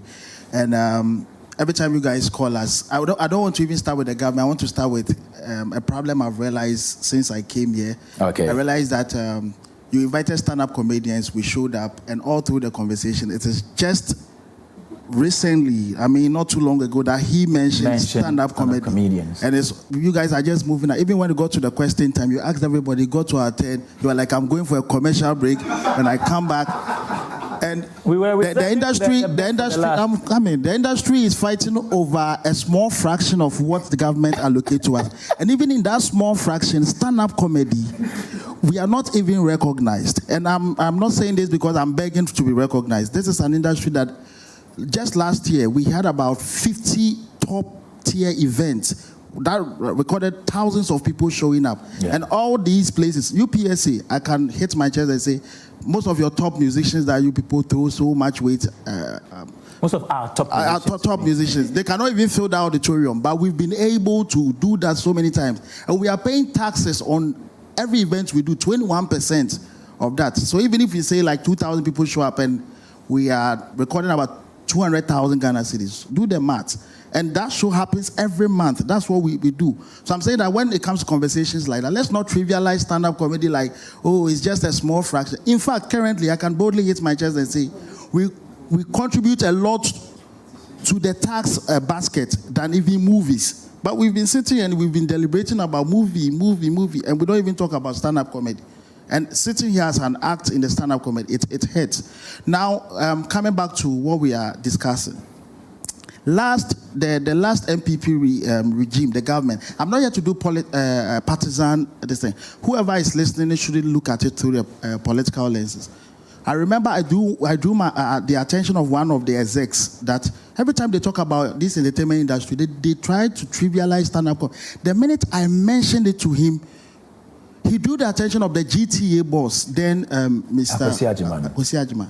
And every time there is a comedy show, they will call you and ask you, what can the GTA do to support your show? Whether in kind or anyhow, they will try and come through for you. It is true the last regime that we had, Obi and I had a chance to travel to the US to be part of the Ghana Week in DC, meaning now they were looking at our direction, but we even needed more. But this current government, like, we don't even exist in their books. Last year, I invited 2 South African comedians to come to Ghana, join me do my show. And I went to see the ambassador of South Africa, the acting one. And he was like, how can I help you? And this is coming from somebody, he shouldn't even do it for me. And he was ready to assist me with everything he needs to do to make the show a success. I got a call from somebody from Black Star Experience. And he was like, hey, we are trying to partner with the South African government on merging the tourism, and we've seen you are bringing 2 South Africans from, so you know what, can you share some of the footage so we add it to our proposal? And I said, cool, but I want to understand, how would that affect my industry and myself, because I am initiating it myself. That was the last call. After the call dropped, and I even called somebody to reach out to Mr. Rexoma. It was a 3-way call. He said we will hear from him, and that was it. The previous government, that call would have changed something for me. Until date, I've not heard from them. Nothing, 0 effort. And we are still here, marking time. So when this man said this government, he's giving them 0. Kojo Preko. I was like, yeah, I support him 100%. Because and for some reason, this government has the highest number of creatives in position, and they understand the frustration of the creative. But it will shock you that some of them, even before they go to power, you can call them, they will pick your call and have an industry call. Now, when you call them, they don't pick. You get to their PA, they don't pick. And it's quite frustrating. And I know we will come back next year, just as every year we do. You do the same roundtable, the same. Funny enough, these honorable men here, they can only talk, but they are not in position to solve our problem. I wish there was somebody from government to be here so we can throw some of these questions too. And if they have answers for us. But, boss, they've been watching since. But yeah, that is me, my issue. If any of my people here has... Okay. Put your hands together for Lexi the comic. And he's a comedian. He came back from the US a few days ago. Yes. He took comedy to the world. Yeah. Your accent is gone, eh? And we have president of Ghana Comedy Network, Percy Obrimpong. He's also here. Let's hear you. Okay, so good evening, everyone. And once again, I want to salute all of us here. Let me even take this off. You want me to stand there? Yes, you are stand-up comedy, so. And the sacrifice that we are making to try and get creative art to the level at where it is, or it has to be. I want to say this. There's a country called El Salvador. And I started to sit down because I thought I'm not Lexi, so.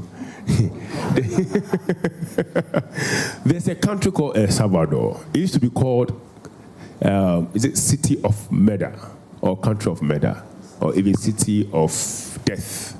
Then a president became very intentional to change the destiny of that country.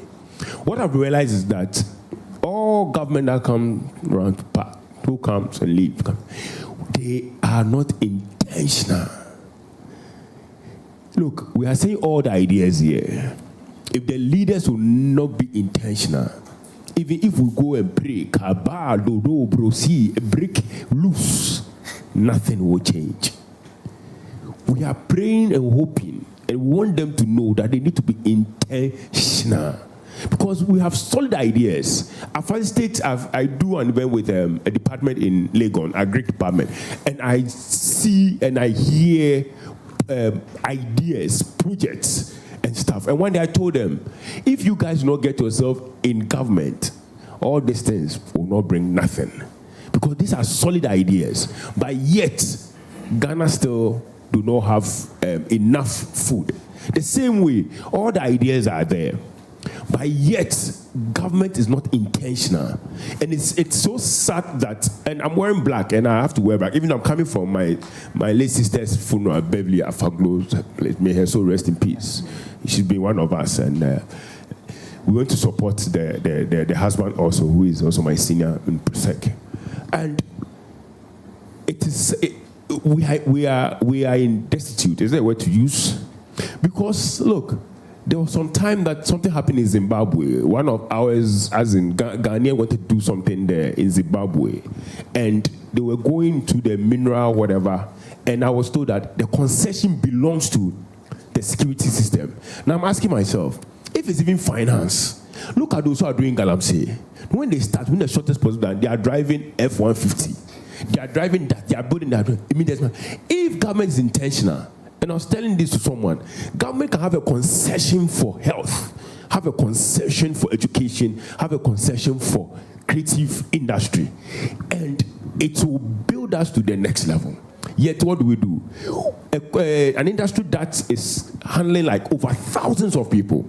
Because I said one comedian will stand on stage and he has employed cameramen, lightmen, press, ushered, sound, and all of that. And yet, a government who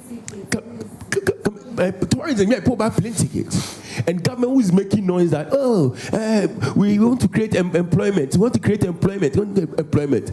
If you cannot even create employment, those who are sacrificing to create employment, you are not putting the things there for them to do what? Able to have. As the senior man said, the product is not even there. See, you are not even helping us to create, yet you are interested in taking taxes, which is affecting those who are even trying to create. Yet we have free zones and all those people who have free stuff. They have free stuff. And if you go and check, how many people are they employing? How many people are they employing? Today I was baffling and thing that was coming in my mind. I'm angry because you see, it is very, very bad. Are you angry or hungry? I'm angry. As for food, if you look at me, I don't eat much. You understand? We employ this, and I tell myself, is it not basic common sense? Like basic common sense that you don't need to even struggle. We are in it already. You are not helping us. We are helping ourselves. Oh, just come in and just put structures in place. Because I tell them that, look, we don't even need any fund. If you put the right system in place, we'll create the money. So when they come and put money, we are giving this, and it becomes like a topic. No, everybody see it, we don't see it. But when you put a system there, we will run through the system. And I keep saying that we comedians, we have moved ourselves from one level to the next level. We have battled our people who thought we're not good comedians in Ghana, and we have moved to the next level that the world is even accepting us. What makes it difficult? That we'll move back to the time of Kwame Nkrumah and government is doing something somewhere and say, well, let's pick 2 comedians. And I was saying that the Ministry of Foreign Affairs and say, tell all the missions or the embassies or whatever, and say, when they are doing anything, if even two at a time, you will build confidence in your youth. You put confidence in your youth. We go and perform, because a comedian can just move alone or even pick him and his manager. Right. So we are not even carrying a lot of entourage. And we don't need much to stand on stage and fire. Okay. Yet we can't do that to help the creative industry. And now movie has gone down. We are seeing our fellow other countries. I don't like mentioning so that different countries doing serious things, and we are here joking. Yet, Sebi. I get excited when the president makes a lot of jokes from our comedians and the funny things that happens on. It means that even the president, he should be our patron. As Ghana comedians, they go, he should, because they did a book on whatever. And I know, I love it. And he mentioned DKB, he mentioned the other guy, is it SDK and all of that. And he uses some of our things.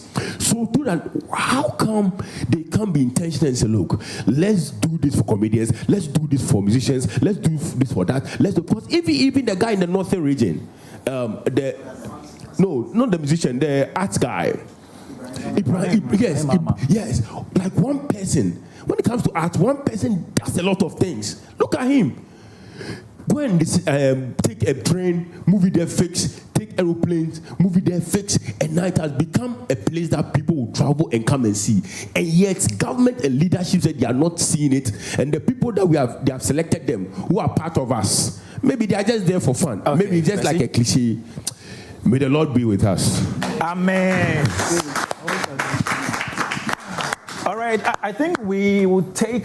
Kojo, you have the microphone again. I do. Don't we have any submission from the comedians? Jacinta is there, Kojo, PJ. Robert, you did not make your submission. You said you needed some explanation before. Okay, so let's take Kojo, PJ quickly, and then we come to Rob before Kojo Prekudankwa. Hopefully. Yeah, mine is quite simple. If as a guy, if you are dating a woman and you really want to show her how much you care, we all believe it is through your actions, right? Yeah. So we can tell through the actions of how much someone cares for you. So I'm going to put this challenge to the government, because something has started.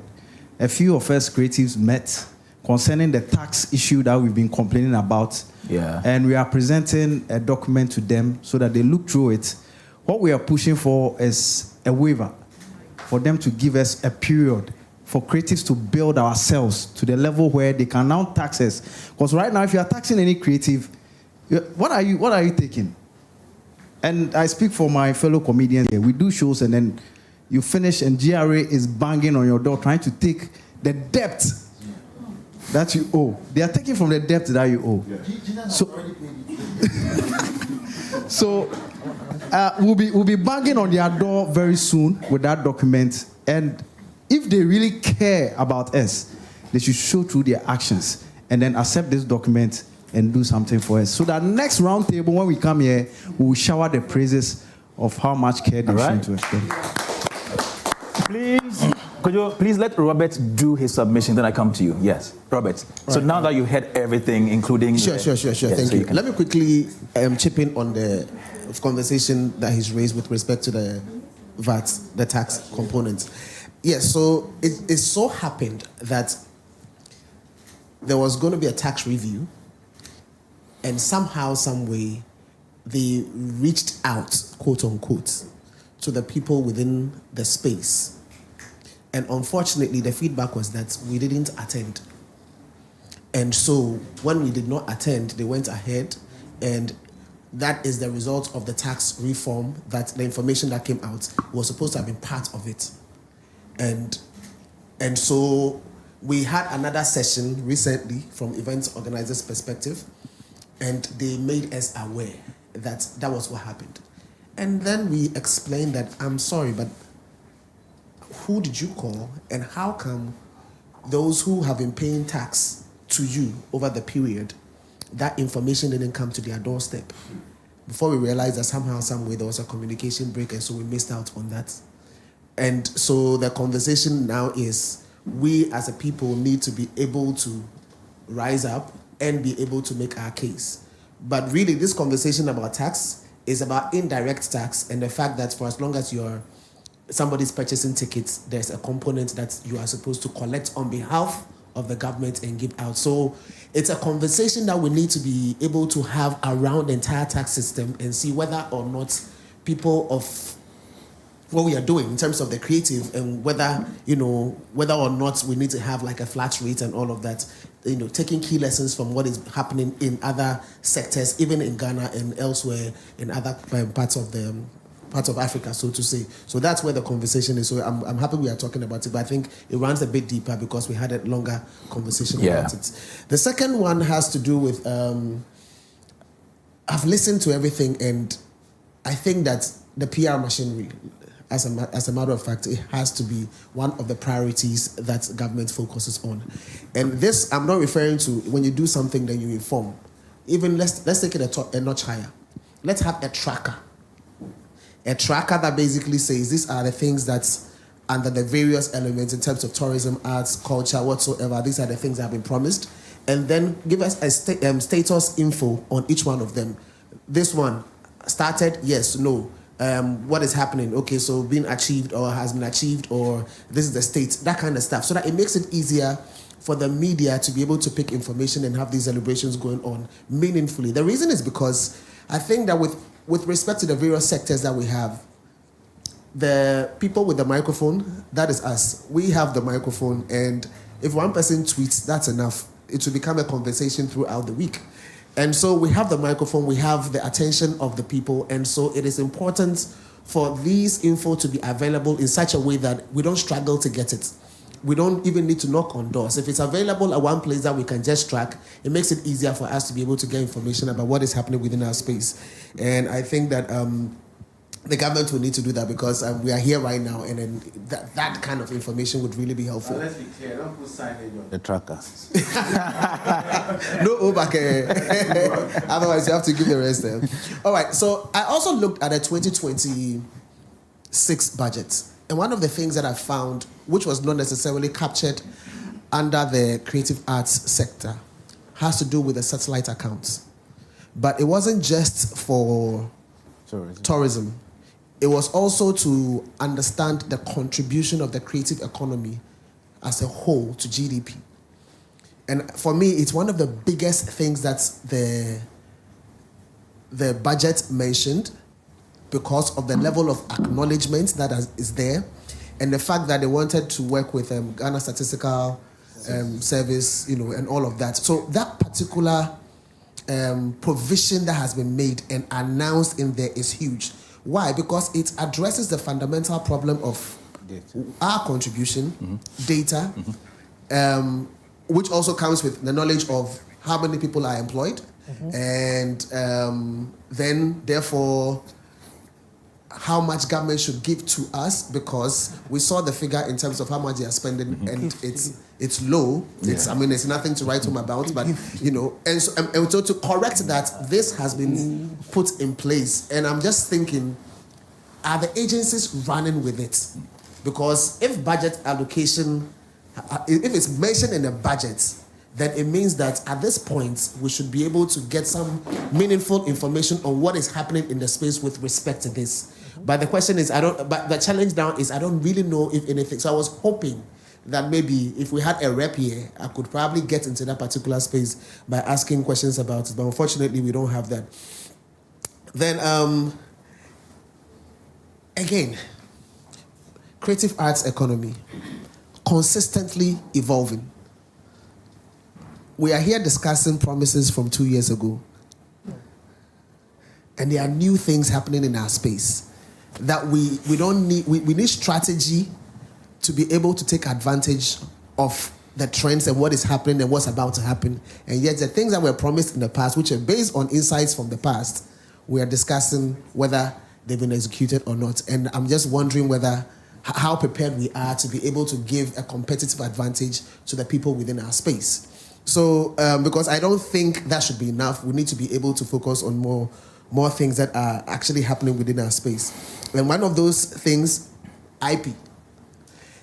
There was a time I mentioned that I thought it was necessary for us to have the administrative component of IP or the Copyright Office seated under the Ministry of Creative Arts Tourism, because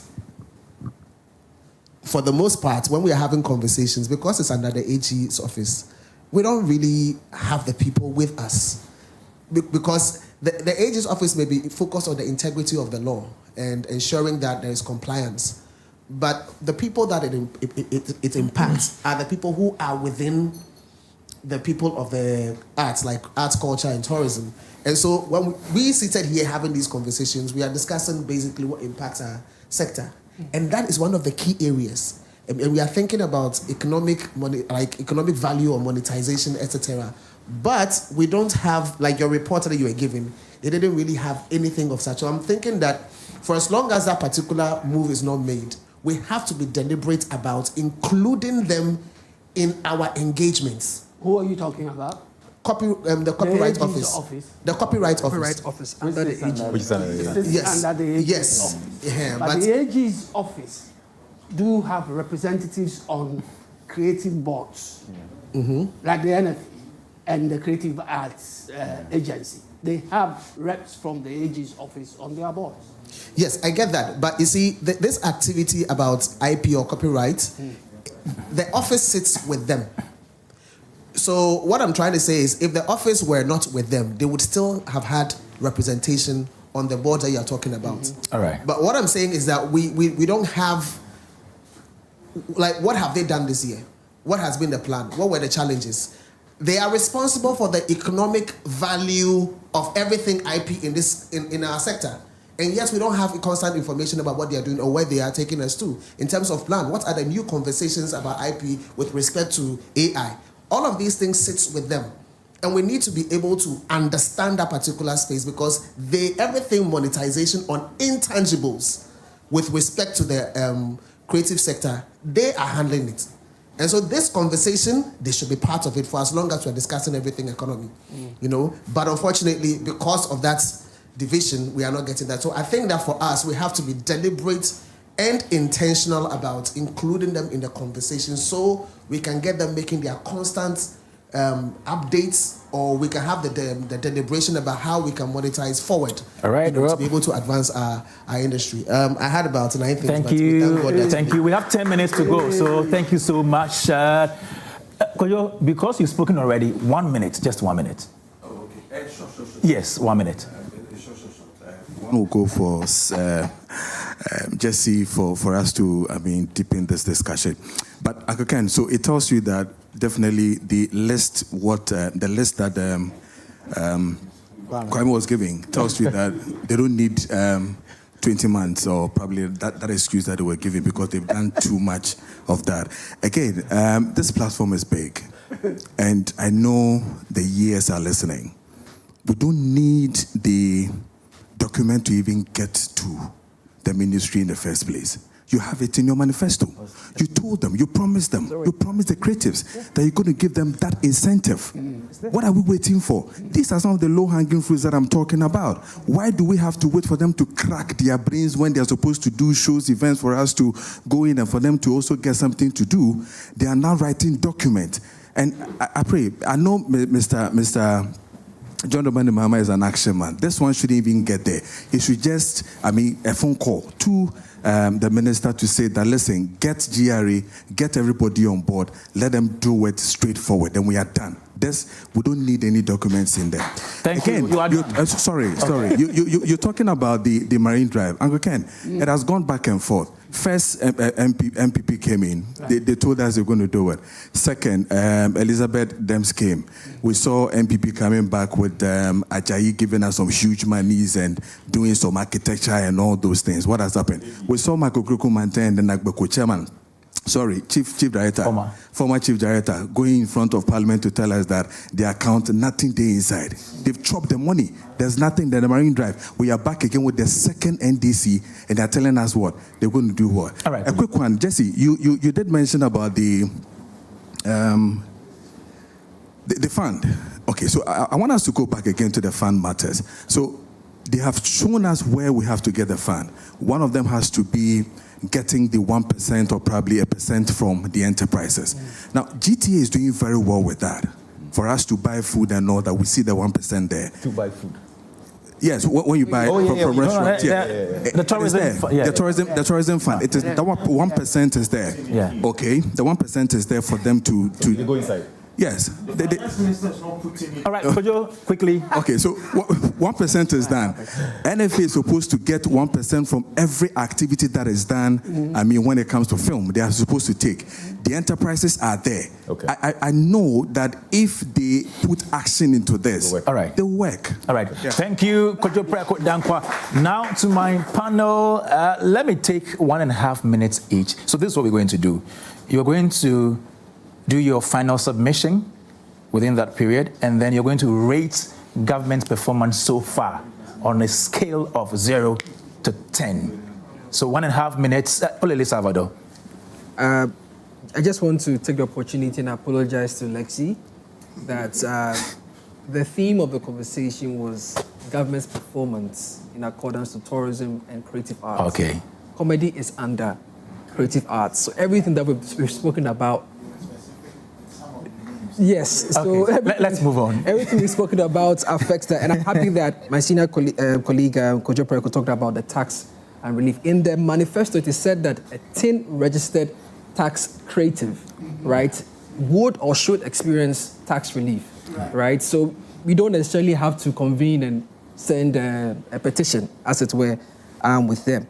I also noticed that politicians don't lack funds. They also lack time, because you take your first year to set up your administration, your second year to implement, your third year to assess yourself, and then next year to prepare for elections.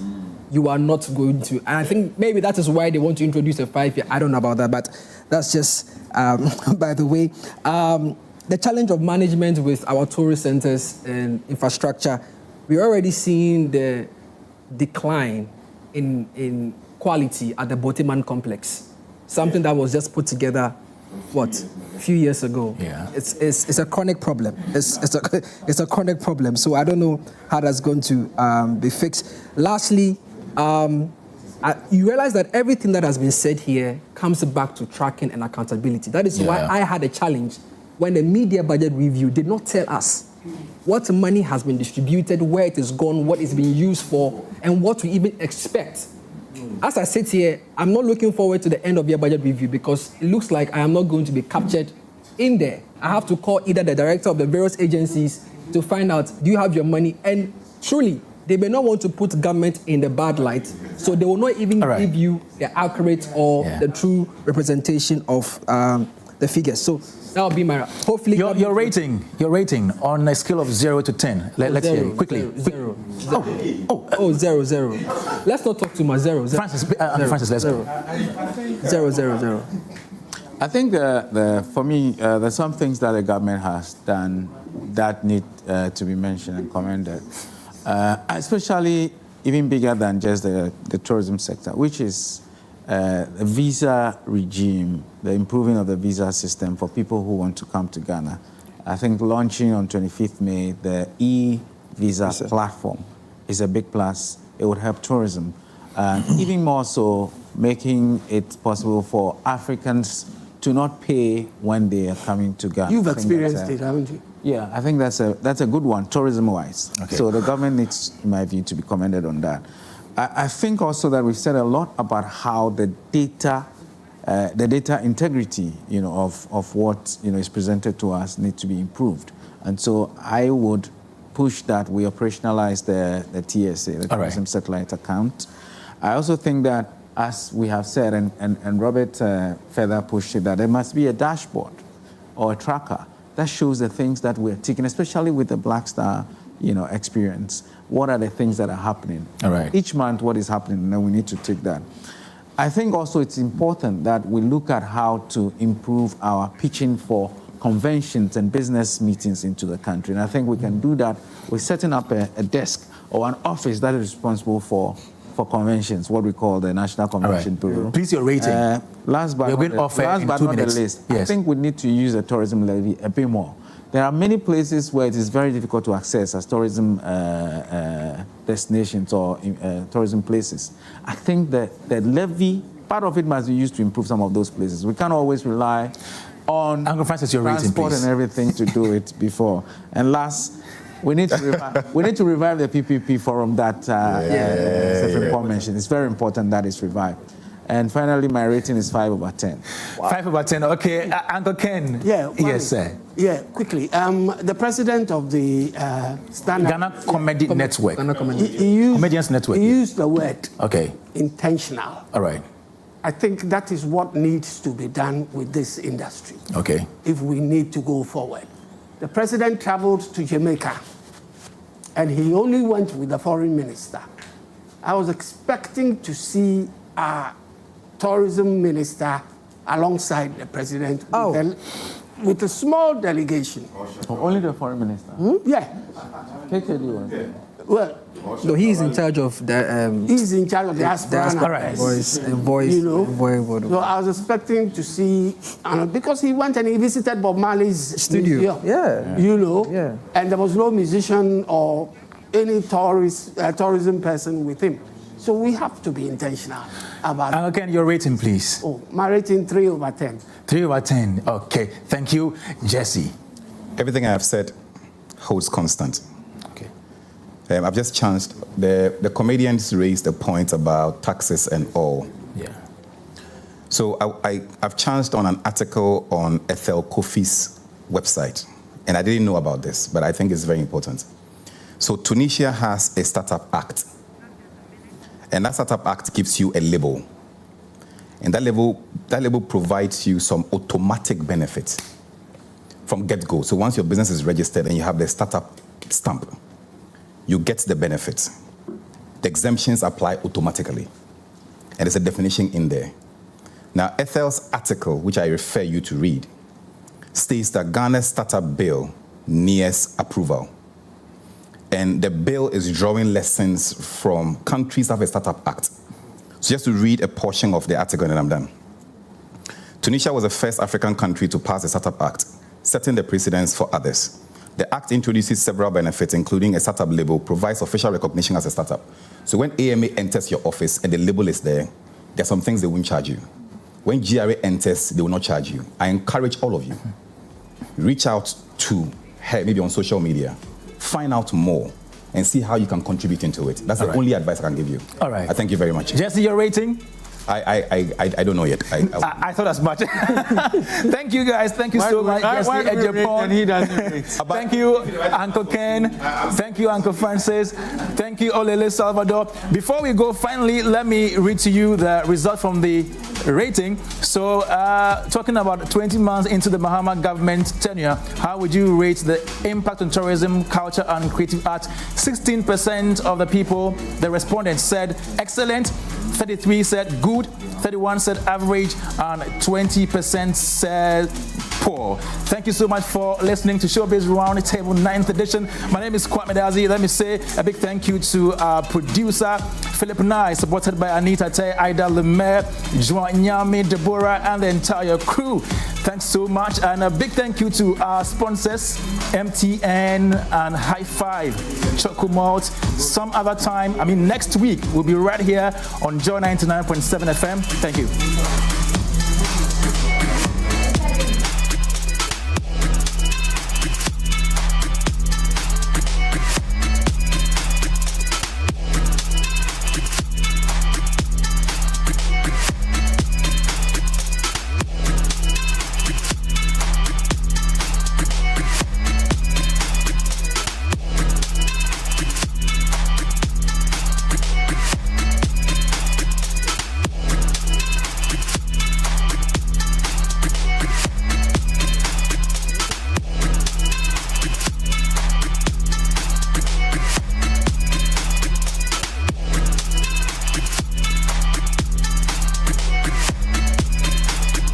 Ghana. Was the mate in one in China, or here be a mate in the Bamana. Mate, for your mammy, mate, Tonsu mammy. And I said, Be a quan or Kujina, no Quantantia or Nakwana, or Quantantia or Bar, no Baba Chassi. Nothing, no, not to Macuntuso. And now almost or more at Tonton or Quahono. In fact, or more higher driver for papa. But me the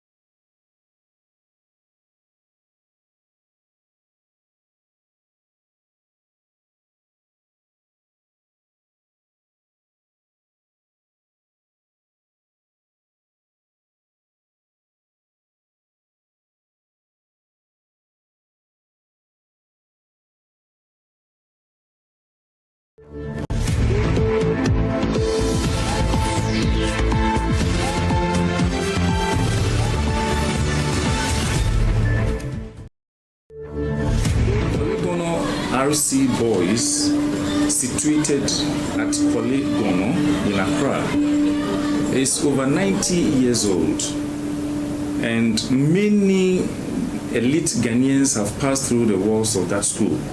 It produced many great men and women because it started as a boys' school.